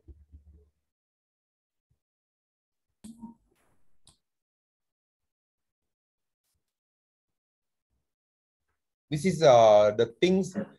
Let's move to the more scientific and detail about glass material. If you consider the structure of the materials, you can consider the material can divide into type. One is a crystal. That means the crystalline structure and long-range atomic ordering. Glass is a kind of the amorphous structure. Amorphous is a short range of atomic ordering, but glass is easy for preparation. Crystal is more difficult. Shape is also limited. glass is also prepared high various shape, and also fiber optic form is also possible. Chemical ratio of the crystal is fixed. Glass is also wide range of chemical ratio. This is a good thing. But please remind, many crystal is a better optical property. But if we can develop glass and enough for application is also very good, because very cheap cost for production and easy. With disadvantage like the size, shape, preparation, and wide range of chemical ratio, and so on. So let's see this picture. This is effect of the cooling down. When you heat like the lava or from volcano to the molten materials, what happened after cooling down? So if you cooling down very fast, you get a glass like an obsidian. But if you cooling down very slow, like this way, you have a time to rearrange the crystal structure inside, and then you get some crystalline phase. Of course, it's not perfect or not single crystal, but you get some crystalline phase. We call granite. Actually, granite and obsidian is same composition, very similar composition, but different structure, because obsidian is a fast cooling down, and granite is slow cooling down, and then you get amorphous and crystal one. This is effect of the cooling rate. That's why when you prepare glass, you have to take it and pour it very fast. We call quenching technique. You can see that the glass XRD pattern will be amorphous one. You can get a broad peak like the left side, but for the crystal, you can get very sharp peak. It corresponds with the plane of the crystal inside. So let's move to the glass former. The glass former is you can divide chemicals of the oxide into the three types. The first is a glass former. Second one is intermediate, and third is modifier. The former, that means the network former is a form highly cross-linked network to chemical bond. It means this kind of oxide, when you melt above their melting point to be molten materials, after cooling down, there will be a transparent materials. We call glass. It's never happened with the lead oxide. It's never happened with the bismuth oxide. It's never happened with the aluminum oxide, because they are not glass formers. How about the rest of the type of the chemicals? Intermediate and modifier is different activities. Let's see in the intermediate. Intermediate is also bond between the former together, not breaking bond, and make you stronger. But modifier is a break your bond. Sometimes it's change to ionic bond. You can study more in the scientific, using the scientific instrument. The modifier is a decrease your melting point, and then we use this kind of thing to decrease melting point in production line in industrial, like alkali. For example, lithium oxide, potassium oxide, sodium oxide, and so on. So this is the glass former. Excuse me. You have 2 minutes. Okay, I will try. Okay, so this is a formers, and this is mixing of former is possible. You can see, for example of the silicate former is in your everyday life, 90% of the manufactured glass is based on the silicate one. The borate is a commercial one, is like the neutron detector materials, like we call neutron scintillators, lithium borate glass. And mixing of the borate and borosilicate is also possible from this problem when you use a soda lamp and thermal expansion efficiency is too high. So the problem is your glass is cracked when you use hot water, and then the mixing is low thermal expansion between boron and silicon dioxide. So we call borosilicate. Professor? Pardon? I use share screen. Pardon? You're not sharing screen. Oh, really? Yeah. Oh, God. Okay. Sorry, I also, time is also limit, very limit for me. Yeah. Okay. Yes, Now okay, just a minute. Yeah. Thank you. Very sorry. Okay, now I can continue now. Can I continue now? Thanks. This is a mixing of the glass former is borosilicate one. And then the phosphate is also commercial in the like the RPL for radiation dosimeters, neutron scintillators, and radioactive trappings, waste materials, and also laser mediums. So, okay, let's see. This is the concept of the glass. You can see that this glass former is sand, soda, sodium carbonate, and limestone, calcium oxide. So you can get a glass. This is idea picture. If you want to put a color in glass, you just put a coloring agent and melt together like a cobalt oxide, cobalt 2+ ion, and you get a blue glass. If you put iron and sulfur, you get the brown one. If you put a chromium to the glass batch, you get a green glass just for coloring agent. Gold nanoparticle, you get a red one. If you put a niobium 3+ ion, you can use as a laser medium. Please remind, this is just idea, not real composition. If you put a heavy materials like the lead, you can use as a radiation shielding protection glass in the X-ray windows in your hospital. If you add the erbium oxide, you can use as the optical amplifier or fiber optics. So all of this one, I just want to tell you that the glass former can combine everything and change all composition to glass. If you have enough glass former and I jump to the glass furnace, I will be changed to glass also. You cannot see my body anymore. This is also important and miracle of the glass former. So, and not only the formers, the intermediates and modifier is also make a different behavior of the chemicals. Let's see this one. For you, if you add the more soda, sodium carbonate, the happen is a soda bloom because sodium ion is exchange and very high effect to the humid in the airs and in the environments. And then you can see the white things cover to your bottom. We call the soda bloom. You can clean it out by water, but it will be happen again. So this is happen when you have the more modifiers like a sodium oxide. But if you have intermediates like the aluminum oxide, your glass is more stronger, like your glass in the space windows and your mobile phone. Excuse me. Pardon? Time is up. I should stop now? Yes, yes. Okay, you can. Oh. And I'm sorry because running out of time. Okay.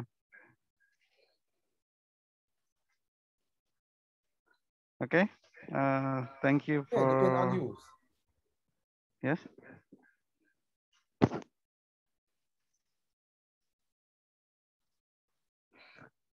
Okay. We can continue discussion. We already have a question in the Zoom chat. So, first question for Professor Nur Islami. Let me see. Okay, the first question from Abdul Wahid. What the meaning dry zone? Second question from Indra Darmawan. What the meaning of aluminum in water or aluminum in soil? Third question from M. Soisa. Where is the zone that has concentration of aluminum and iron that do not fulfill clean water standards and which fulfill clean water standard? And another question from M. Soisa. After well logging, is pumping test done? How much groundwater is available in each well? Maybe you, Professor Nur Islami, can answer those questions. Okay, thank you, moderator, and for the question, for the nice question. Okay, maybe I can answer all the questions simultaneously. Where is the what is it, the dry zone. What is the meaning of the dry zone? So here we can see that when we are doing the resistivity survey, okay, let me see first. Okay, as I mentioned early, we need to do the surface resistivity measurement. So that means the surface resistivity measurement will, direct surface resistivity measurement will give us information about the what actually the value telling you. So for example, this one is, can we say this one is granite? Cannot say because it is on the surface. And then when we do the measurement, measurement for the direct resistivity measurement, so the clay and the sand on the surface, if they are dry, also telling us about the high resistivity value. So although this value is relatively equal, so we cannot say this one is the granite. So that's why we need to do the calibration first before we do the interpretation. Okay, where the dry zone, this one, the dry zone. What the meaning dry zone? So that means there is no enough what is it, the moisture content on the pore space. So that means the clay or the sand, can we say that dry? And also when we do the measurement, yes, we can see that all these things are dry. And then what the meaning of the second, I forgot the question. And then where exactly the zone of the fresh water? So maybe you can see here from the conclusion. So when we see the blue zone here, the blue zone, so that means the fresh water, I mean the aquifer have been contaminated by the FE. So when we want to find where exactly the fresh zone, so you can see here there is no blue zone. So that means you can find the fresh groundwater here without any contamination of FE or AL somewhere here. So this is my question. Maybe I hope my question. My answer. I hope my answer is can fulfill the expectation of the question. Okay. Thank you. Okay, thank you very much for the answers. So the next question for Professor Jakrapong. Yes, please. From Mustafa Awang Keci. Most of the independent scrap metal collectors in Malaysia do not accept basic material from glass. Is it because it is very complex to recycle? Yes, because the metals, if you mean that metal is a transition metal, it's also important for the industry.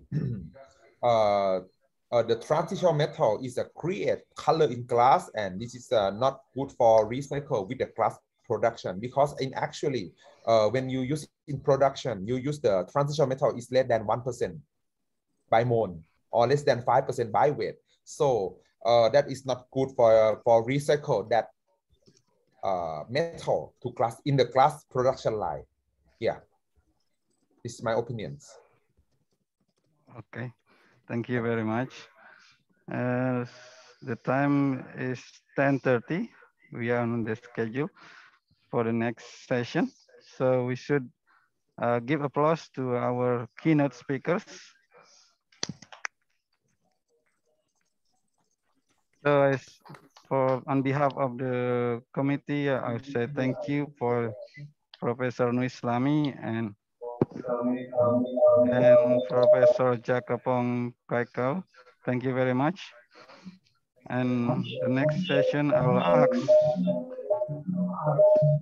Dr. Rahadi to moderate the presentation. Thank you very much.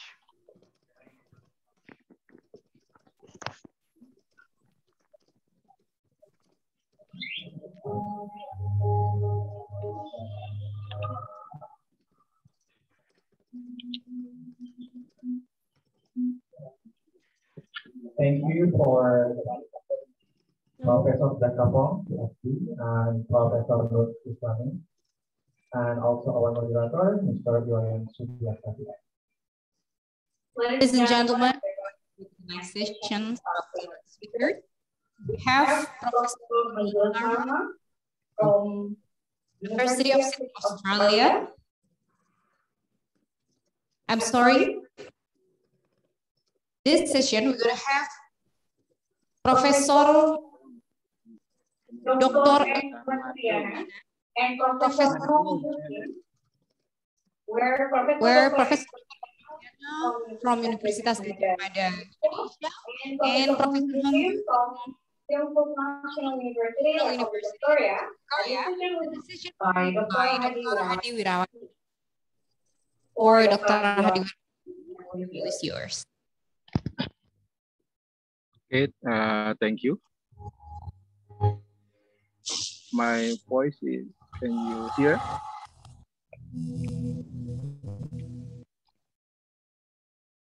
Hello? Hello? Hello? Okay. Clear, sir, clear.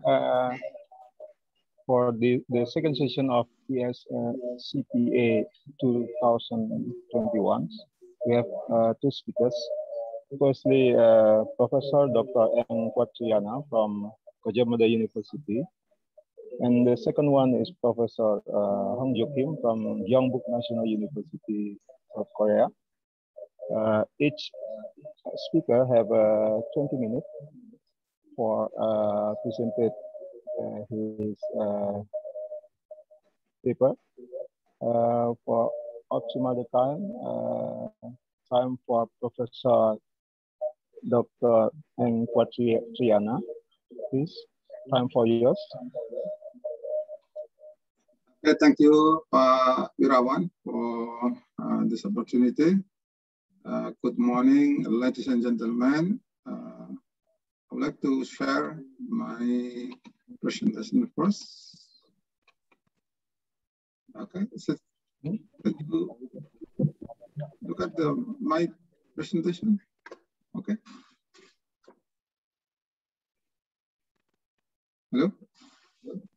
Yeah. Is it possible? Okay, it's fine. Yeah. First of all, I will thank to the organizing committee to invite me for sharing some of our activity in Universitas Gajah Mada. So the title today, actually, this presentation is already presented in another conference. So I'm sorry for some participants who already participate in another conference with the same topics. Today, I would like to talk about the recent progress of the development and application of electronic tanks in Universitas Gajah Mada. Actually, I'm from Physics Department of the Faculty of Mathematics and Natural Sciences in Universitas Gajah Mada. And also, I'm a founder of the Nanoscience and Nanotechnology Indonesia, who now help us in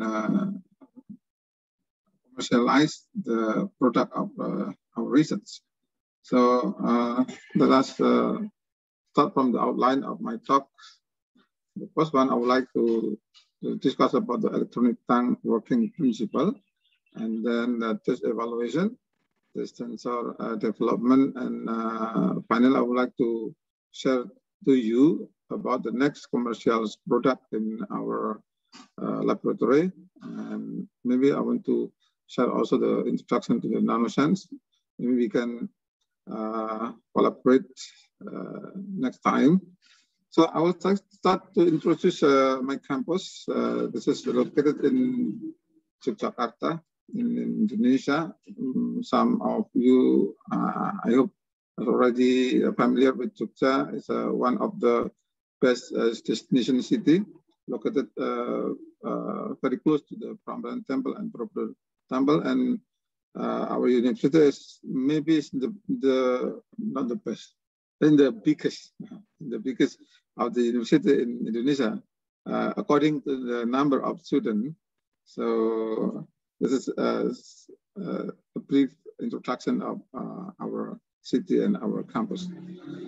Okay, I will start from the working principle of electronic tanks. Like our tanks, there are a lot of sensors in our tank, and then after that we should be trained to memorize what type of the taste of the substance, for example, or the sample, even for example, for apple, mango, and so on. And then after training, we can memorize. A similar way, in the electronic tank, in the right-hand side, we use an array of many sensors.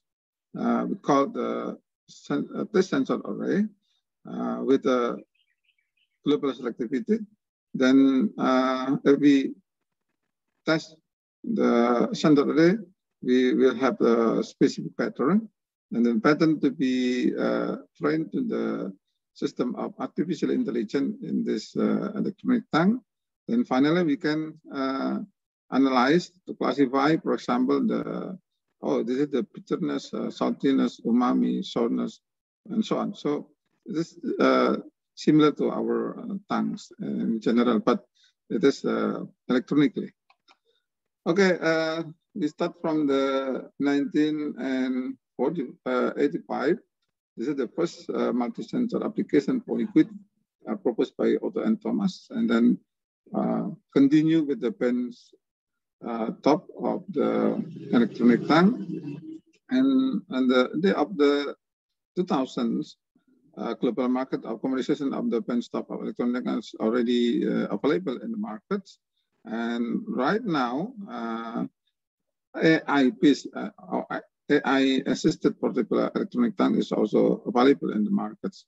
But concerning the price is still very high, so we remind that the application of electronic tanks, especially, it's a lot of application is possible. But in the case of the drug-related field, I give you an example of application. For example, the first one is a formulation consistency on uniformity can be controlled by using electronic tanks, and also the identification of the flavor test and other masking and so on. And the next application may be about the quality control of drug product spec comparison, for example, and then for detection of adulteration and so on. So also including the drug discovery, synthesis in reactors, masking. Actually, there are a lot of applications. This is not just an example of application in a drug-related field, but we can also apply the electronic tank in the field of food and food product and many applications like medical also is possible to apply using the electronic tank. So it is interesting for us. So we have been working with the electronic tank about 5 or 6 years ago. And this is one type of the commercial electronic tank in markets. So the first electronic tank that became available on the market was constructed by Professor Toko and co-workers. This one is type of the electronic tank. And we then develop with our colleagues in Portugal to have a more simple of the sensor array. So this is smaller, simple, and it is low cost. Just connecting between the electrode with the polymer lipid membranes with different characteristics, because we make a plasticizer or polymer with the many types of lipid, then we have many types also for membrane characteristic. So this is a sensor array of the electronic tanks. This one. It's very simple, using acrylic piece, and you have to make a electrode of the wires. This is very simple. And then this is another type of, we have also developed the type of the electronic tongue. Inside of this box, we have dots with the, this is the polymer lipid-based membranes with different types, like this ones, the lipid-centered membrane, with diameter of about 5 millimeter and depth of about 2 millimeters. So this one's also possible. This is also our development of the sensors. And then how to recognize, is it possible to qualitative or quantitative approach? Yeah, it is possible. This one is a qualitative one, but the right one is the quantitative approach. So it is possible by using the chemometric tools, we can analyze both for qualitative and quantitative results. And this is our first electronic tongue with new low-cost sensor arrays. And this is valuable or possible to differentiate between 3 types of the milk in this case. And we start from here, then we develop to another application for example, for identification of Indonesian civet coffee or kopi luwak using this portable electronic tongue. This system connected to the computer or to smartphone by using Bluetooth connection or even use the USB connection. And the result is as follows. We compare many types of kopi luwak purchased from many plantations and also from the factory. And then we also collect the many type of hybrid of the coffee, non-kopi luwak. Then we compare and we analyze that just using 2 sensors by optimizing using the genetic algorithm. Then we choose the sensor number 8 and number 12.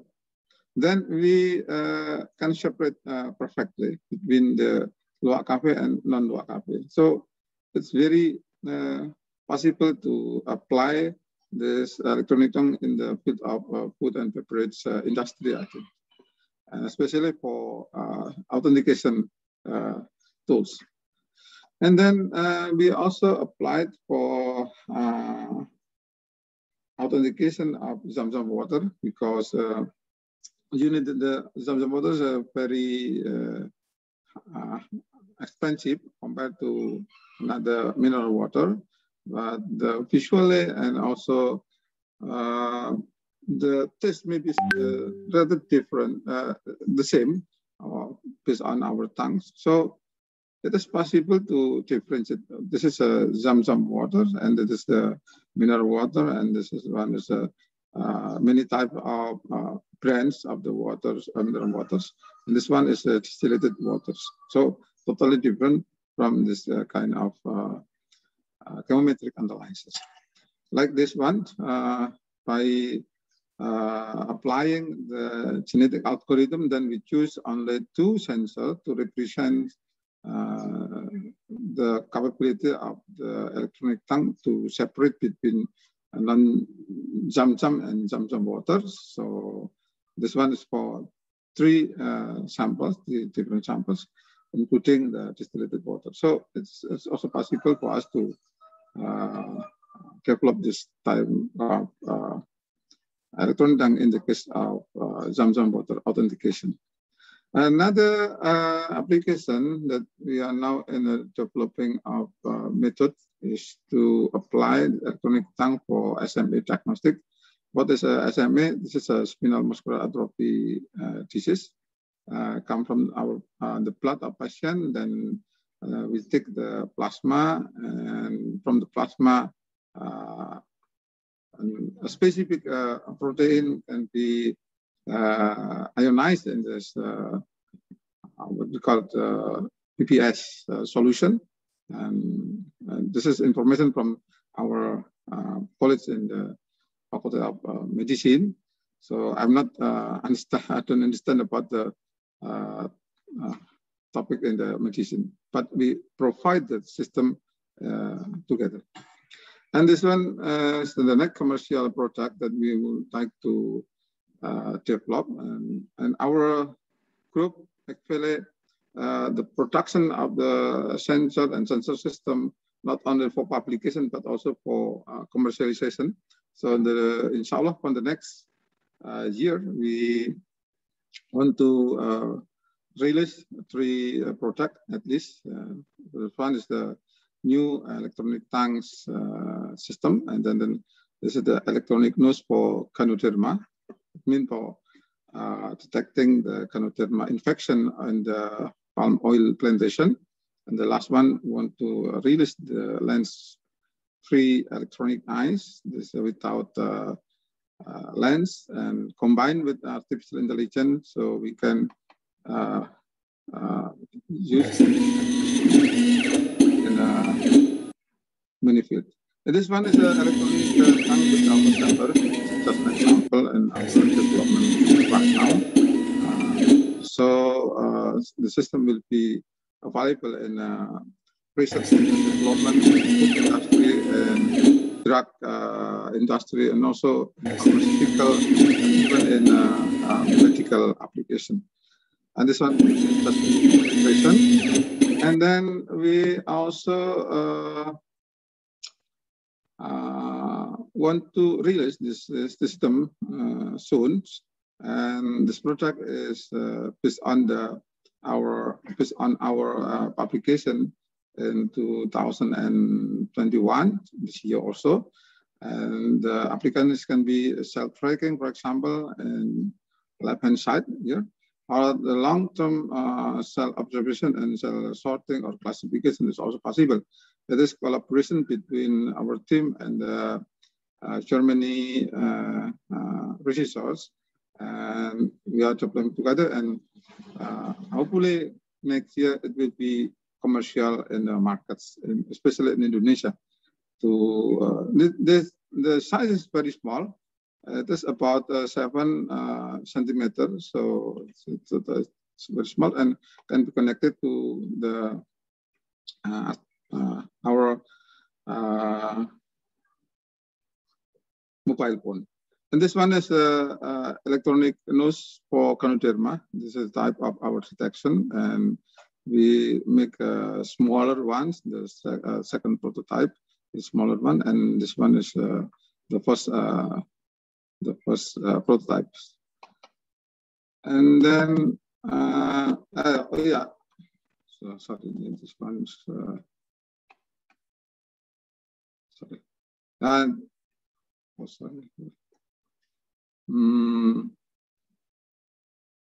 Another product of our group is also maybe some of all of you is familiar with electronic nose for COVID detection. We have mass production of this genome like this ones, and right now it is possible in the market, and we involve all our students for research and also for after sales service after publication and commercialization.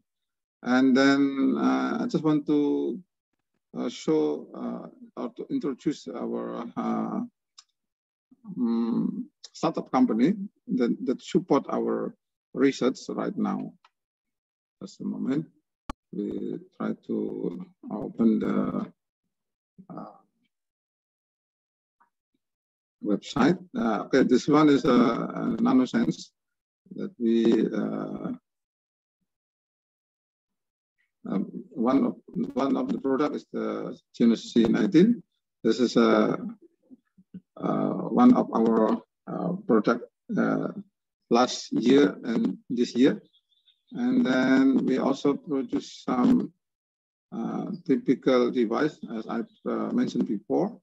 that is electronic tanks and electronic nose for Kanoderma and less free of microscope. And this one also collaboration between many industry and put in Indonesia and also in UK. And also we develop our innovation in medical application and quality control and food production and so on, and also for food industrial and halal authentication and drug biological and veterinary application. This is the introduction of our startup company, and this is our college in Germany. So this one, I think this is our presentation, and thank you for your kind attention. Thank you very much. Okay, thank you, Professor Quadriana from Gajah Mada University. Nice presentations. And second one for the speakers is Professor Hong Jo Kim from Gyeongbuk National University. Professor Kim.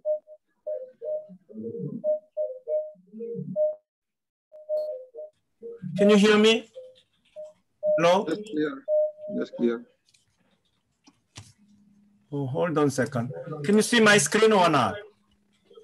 Yes, clear. No. So hold on a second. Sorry. Not yet. Not yet.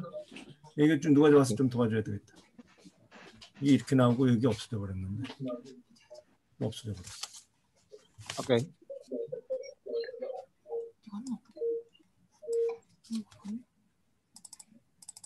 Okay, your presentation we can see.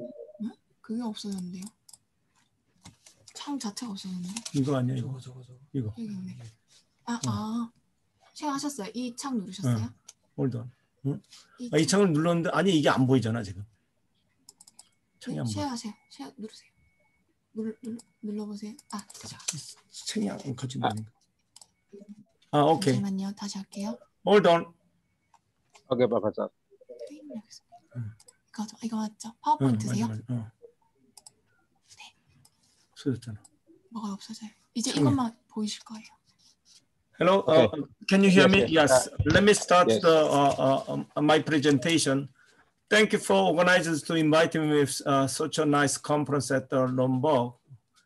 And I'll talk about the synthesis for medical imaging applications. Since time is limited, I will not talk about all of them. I'll just talk about some important things. Please ask me if you have some question or send me a mail. So I'll talk about the introduction and the crystal scintillators about that one, and some application in the medical imaging and our activity as follows. So why we need the sensors? So we already, we hear a couple of talks about the sensors. This is kind of blind sticks. So even if you are blind, you can use the stick to find out what it is. So this is several sensors already introduced. Today, I'm gonna talk about some invisible sensor. We know that from the 450 to 650, we can see it. But if it's above or below that, we cannot see. So especially today, I'm going to talk about the radiation with the X-rays and gamma rays. Then what is the luminescence? Some material which we have such as photons or particles, X-ray and gamma rays. Then if it has a luminescence, we call it a luminescence materials. And the luminous case, if it's a very fast response, we can call the scintillation, and we call the scintillators. Or if it's late, we call it a phosphorescence. Application with the photoluminescence, radioluminescence, and electroluminescence are different to each other. So luminescence material application is a laser, phosphor, white LED, plasma display, field emission display, and optical amplifier. Of course, last one is radiation detection, and since medical imaging here is related with the radiation detection, that I'll mainly talk about this one. Luminescence materials, there are several categories. Inorganic crystals, which is highest performance with radiation detection, that I'll talk about this one only today. But there are organic crystals, organic inorganic semiconductors, organic polymers, organic liquid. Also today, Professor Chakravarti talk about the glass ceramics, nanoparticles. There are many, but for a medical application, major one is inorganic crystal. So here is the inorganic scintillator. You can see here that there are many kinds of inorganic crystals you can develop, and there are many developed ones. I'm not going to go to the details about this one, but some special scintillators I'll focus on. Then how we can detect the radiation with the scintillator. Let's say X-rays, gamma, electron, proton, and alpha, so on, particles coming in to the scintillation material, they lose the energy inside there. Then there is a mechanism to produce the light. So that light is converted to the electronics through silicon photodiode or silicon sensors or photomultiplier tube. And then we digitize and make a computer view. This is a modern mechanism to see radiation detection with the scintillator. Of course, if the energy or flux is proportional to the light output, then we can know the intensity of the signal, the radiations. Then application of scintillators. There are many applications, but major applications, the medical application, which I'll talk about today: high energy physics, nuclear physics, astrophysics, astroparticle physics. This is a pure science. There are a lot used there. Or security checks, or non-destructive analysis, for the inspection. The other major field is radiation monitoring. Sometimes you're going to detect how much radiation in the your area, some suspected area, which you don't know by eye. Then if you use the radiation detector, you can identify the what is coming out and how much is dangerous for human beings. For that one, many scintillation detectors are being used. Then this is a long time ago, but let's see that how much crystals supply in the world. At that time, 1/3 was used for high energy physics. Right side, you can see that how it was used. This is CMS electric calorimeter detector, which was installed in the Switzerland, and they use high energy PP collision, so-called Large Hadron Collider for high energy physics. And they actually discovered the Higgs, and Higgs got the Nobel Prize with this one. And what you're showing at the top is the lead tungstate crystal scintillator. It was actually 90 tons was used, it's huge. So in the circle, left half means that's a high energy physics, and the PET and the spec. I will explain NCT. This is all medical application. So for crystal scintillator supply, the major application is medical imaging. Then I will go with the computed tomography application, single photon electron tomography application, and position emission tomography application one by one.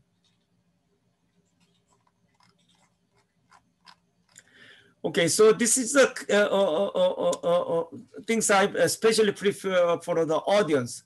The left top side, this is Korean dramas. Someone may notice or not. So here, there is a patient. So if there is we suspect that something went wrong, like a fractures or some disease, cancer disease, this is a way to open it. This is the simplest way, but if something is not wrong, you gotta stitch it out and you gotta looking for the other place. This is a destructive. Usually medical imaging, we don't want to do that. So unless for a surgery, for sure that you gotta take out or something, people doesn't open your belly. What they do is the radiography. So this is one example about the radiography, which is show that there's an X-ray generator, and at the bottom there is an X-ray detector, which is post-spot or some scintillation detector, and we diagnose what's wrong, then make operation. So this is the non-destructive way to diagnose your disease or something went wrong.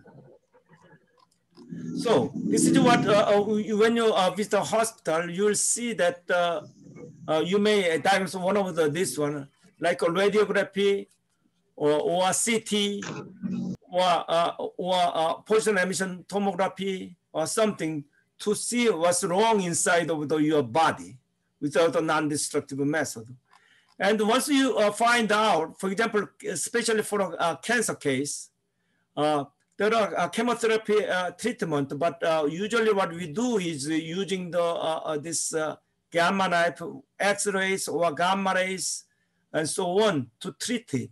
But after treatment, you want to see how it affects your cancer. Then we go back and use this non-destructive diagnosis tools.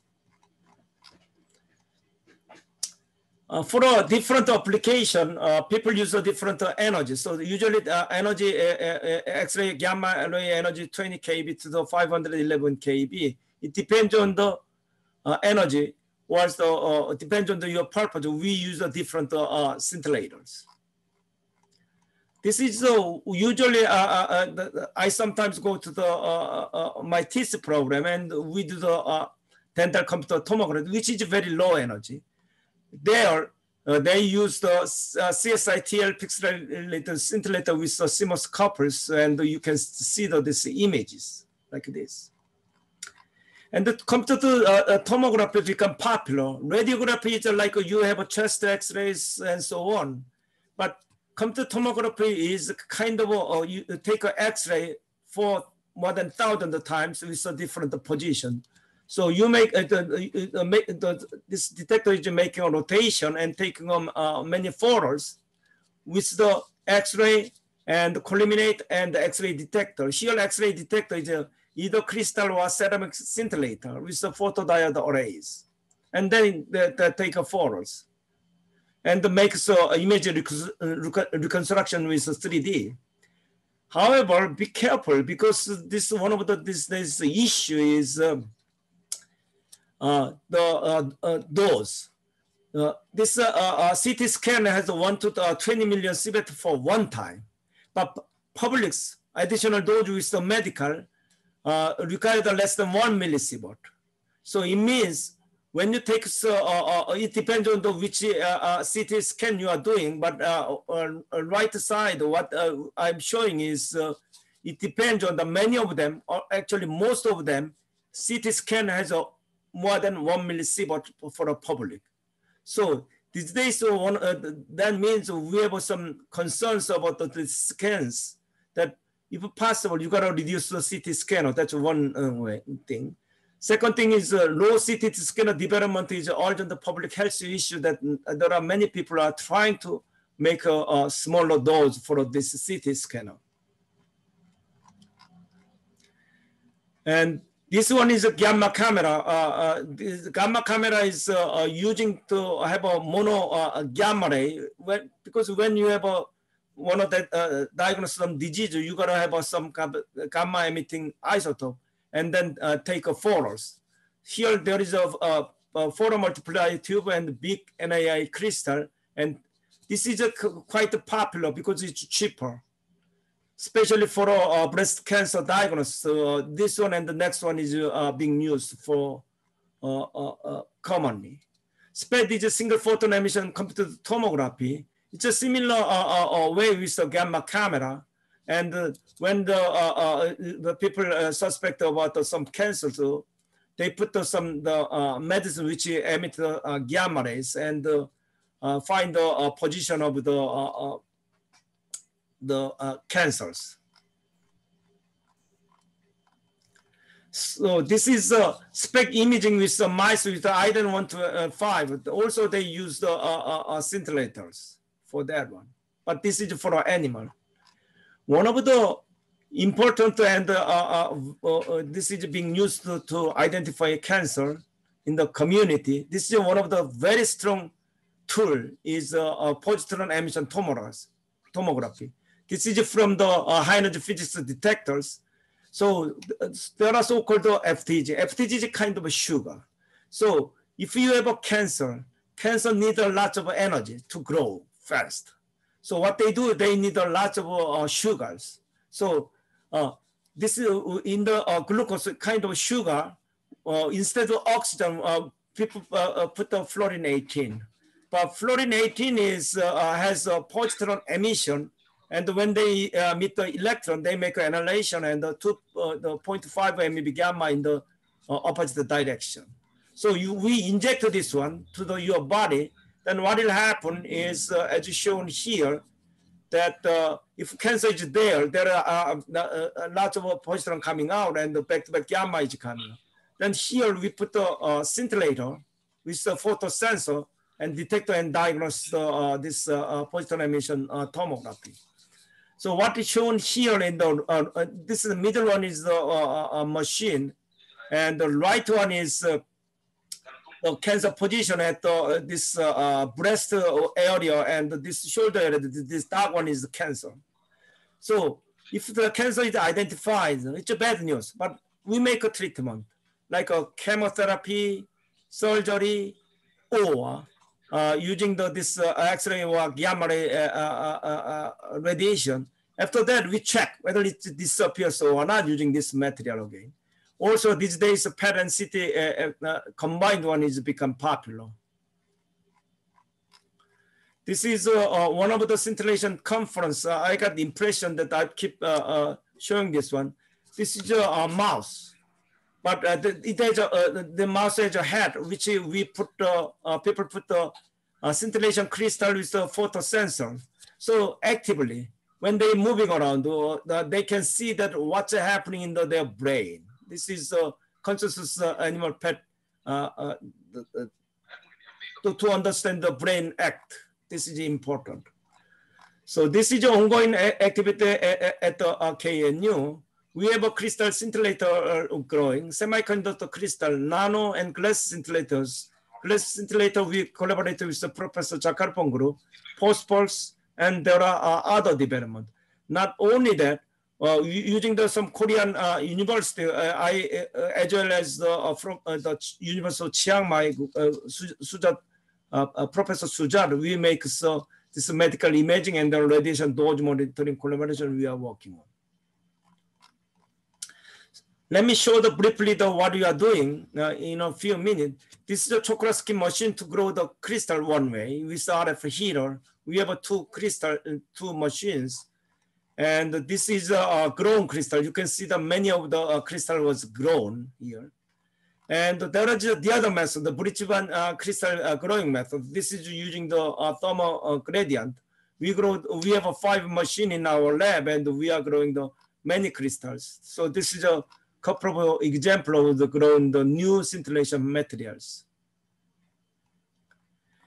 Then, what is what the scintillation development direction? It started from the 1900s. By the way, this is the optical material X.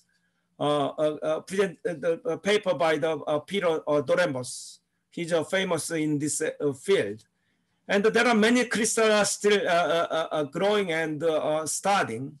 And this right side shows that there is a sodium halide, europium-2 halide co-doping.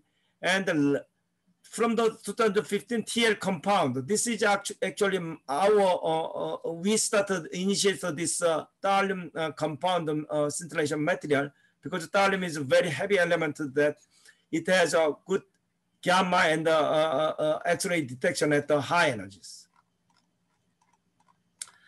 So we started 2009, and first paper was published in 2015. This gap is because this is new material takes time. Other one is because we want to publish the patent that it takes time. So as you can see here, I'm not going to go in the details about this one. We have a hypersolite type, tonal type, and there are many development, and the major development is done by our group. If you are interested, then you can see the paper, Discovery Crystal Growth and the Scintillation Property of a Novel TL-based scintillator. This is summary of our development. Terima kasih.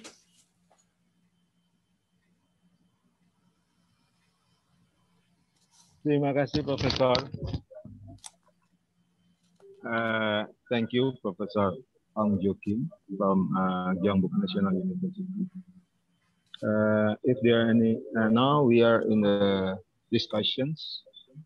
If there are any questions for both of Professor Quatriana and Professor Ong Jo Kim, please raise your hand, or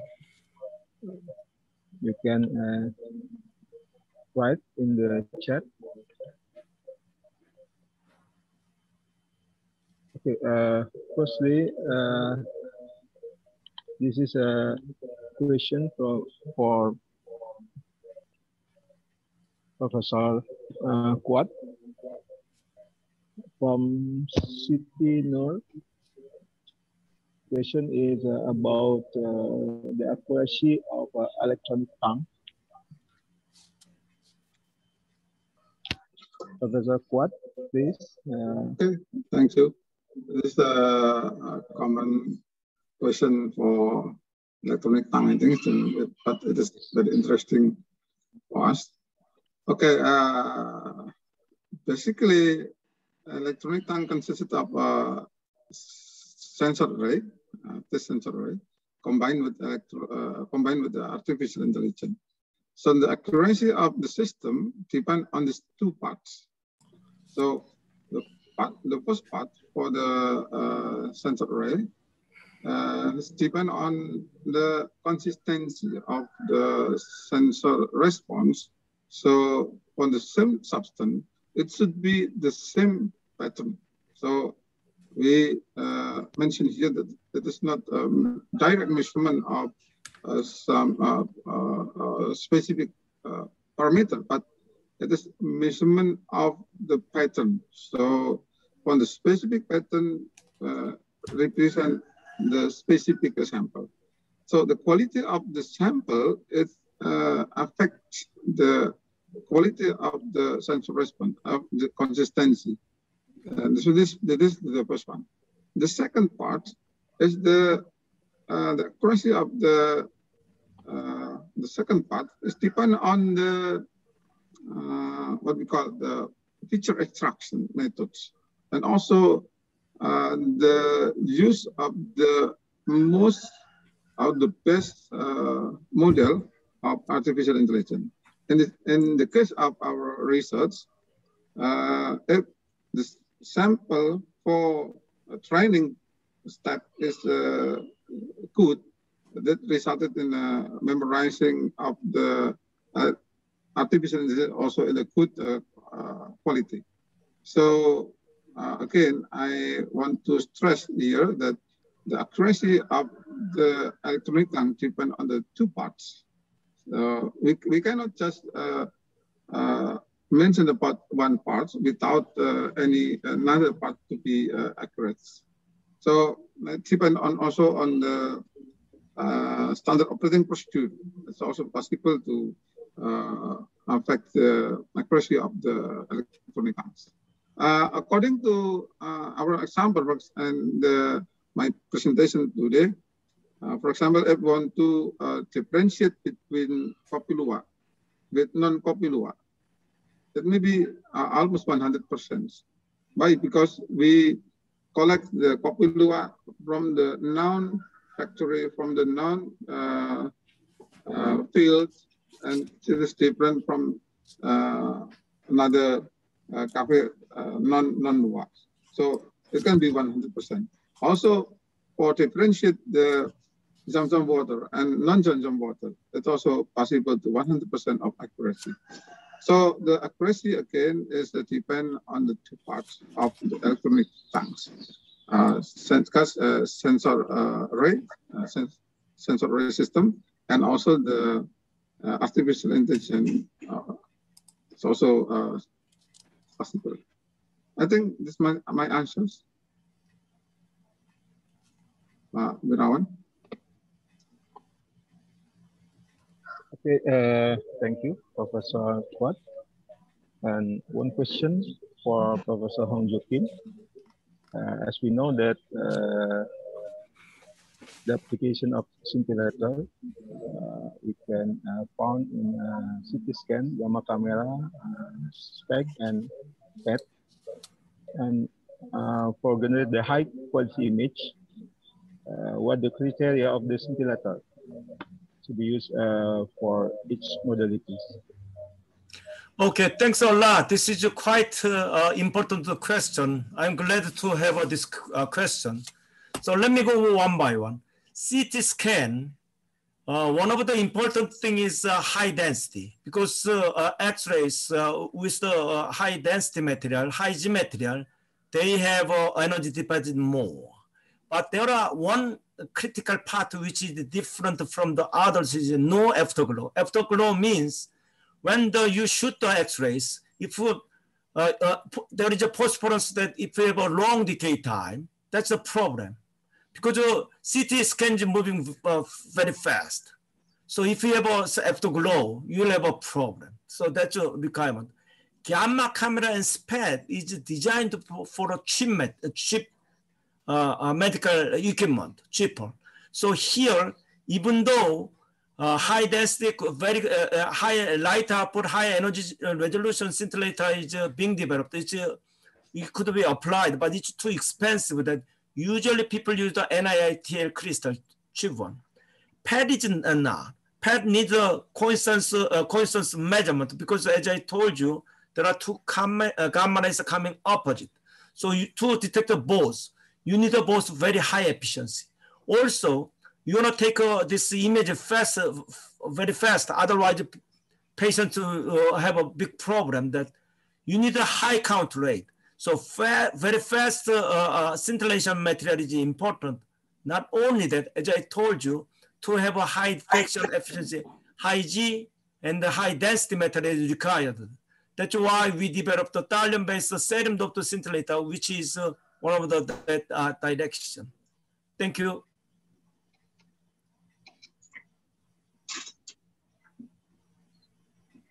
Okay, thank you, Prof. Kim. Is there any questions? You can raise your hand or write in chat.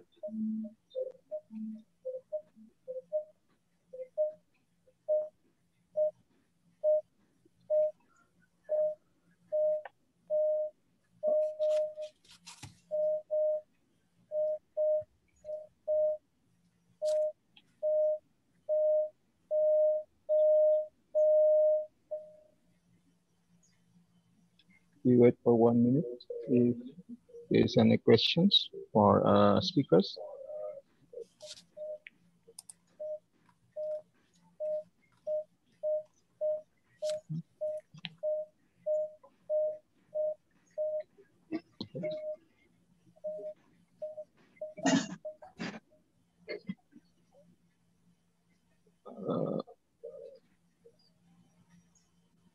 Okay, I think there's no questions for Professor Kuatriana and Professor Hong Joo Kim.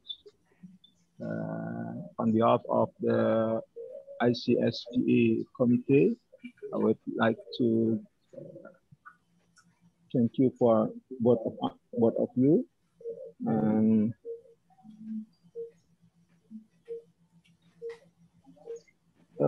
please give a big applause for the two speakers. Oke, terima kasih. Thank you very much. Terima kasih. Oke.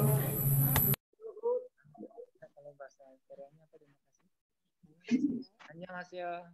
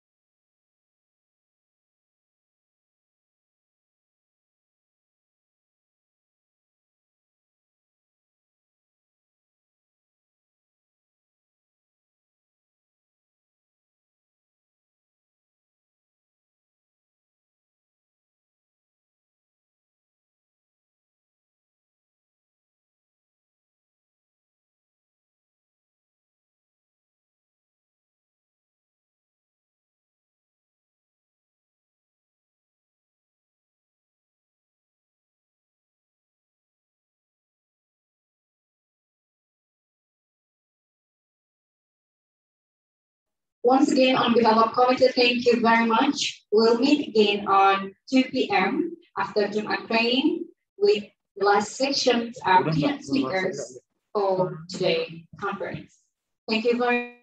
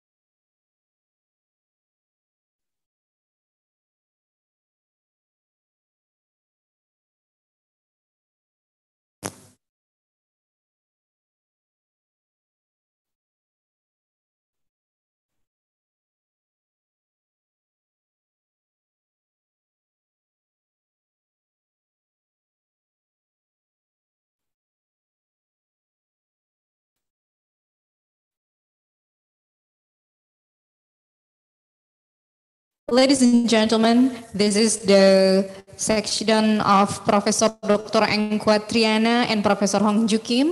We would like to say sincere thanks. Thank you very much to Professor Dr.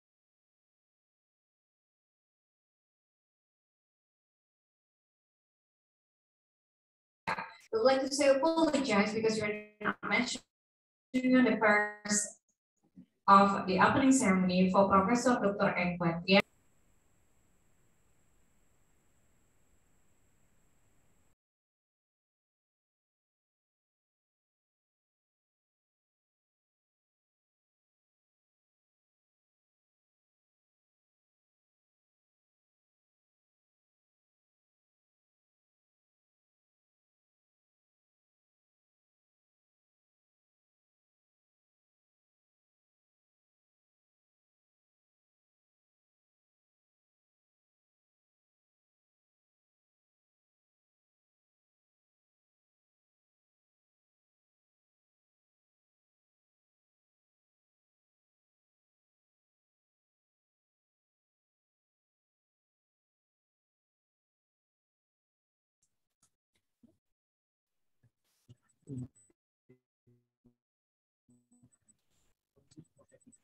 Ladies and gentlemen, we would like to apologize because of the technical systems.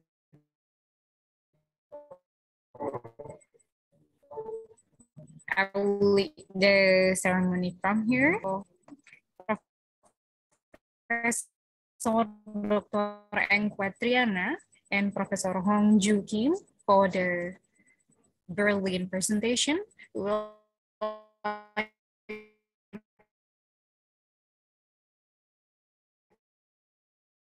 to apologize to Professor Dr. Engkwa Triana and Professor Hong Ju Kim on behalf of not mentioning you in the Dr. SE in section after Jumat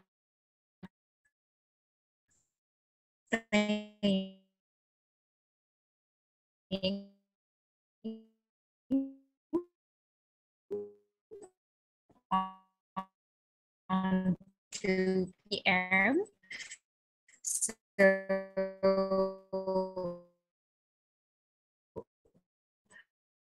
here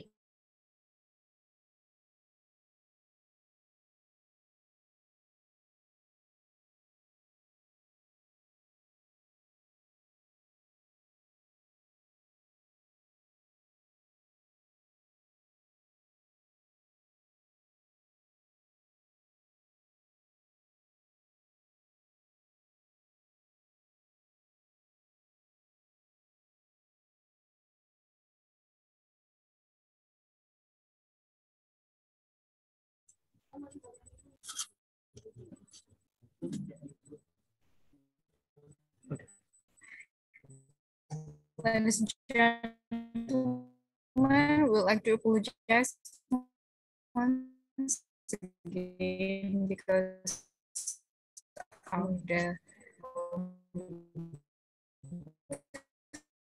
connection.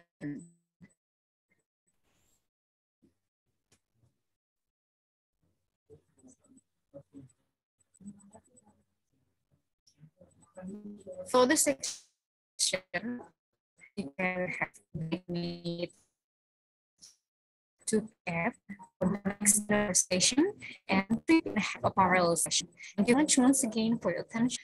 Assalamualaikum warahmatullahi wabarakatuh.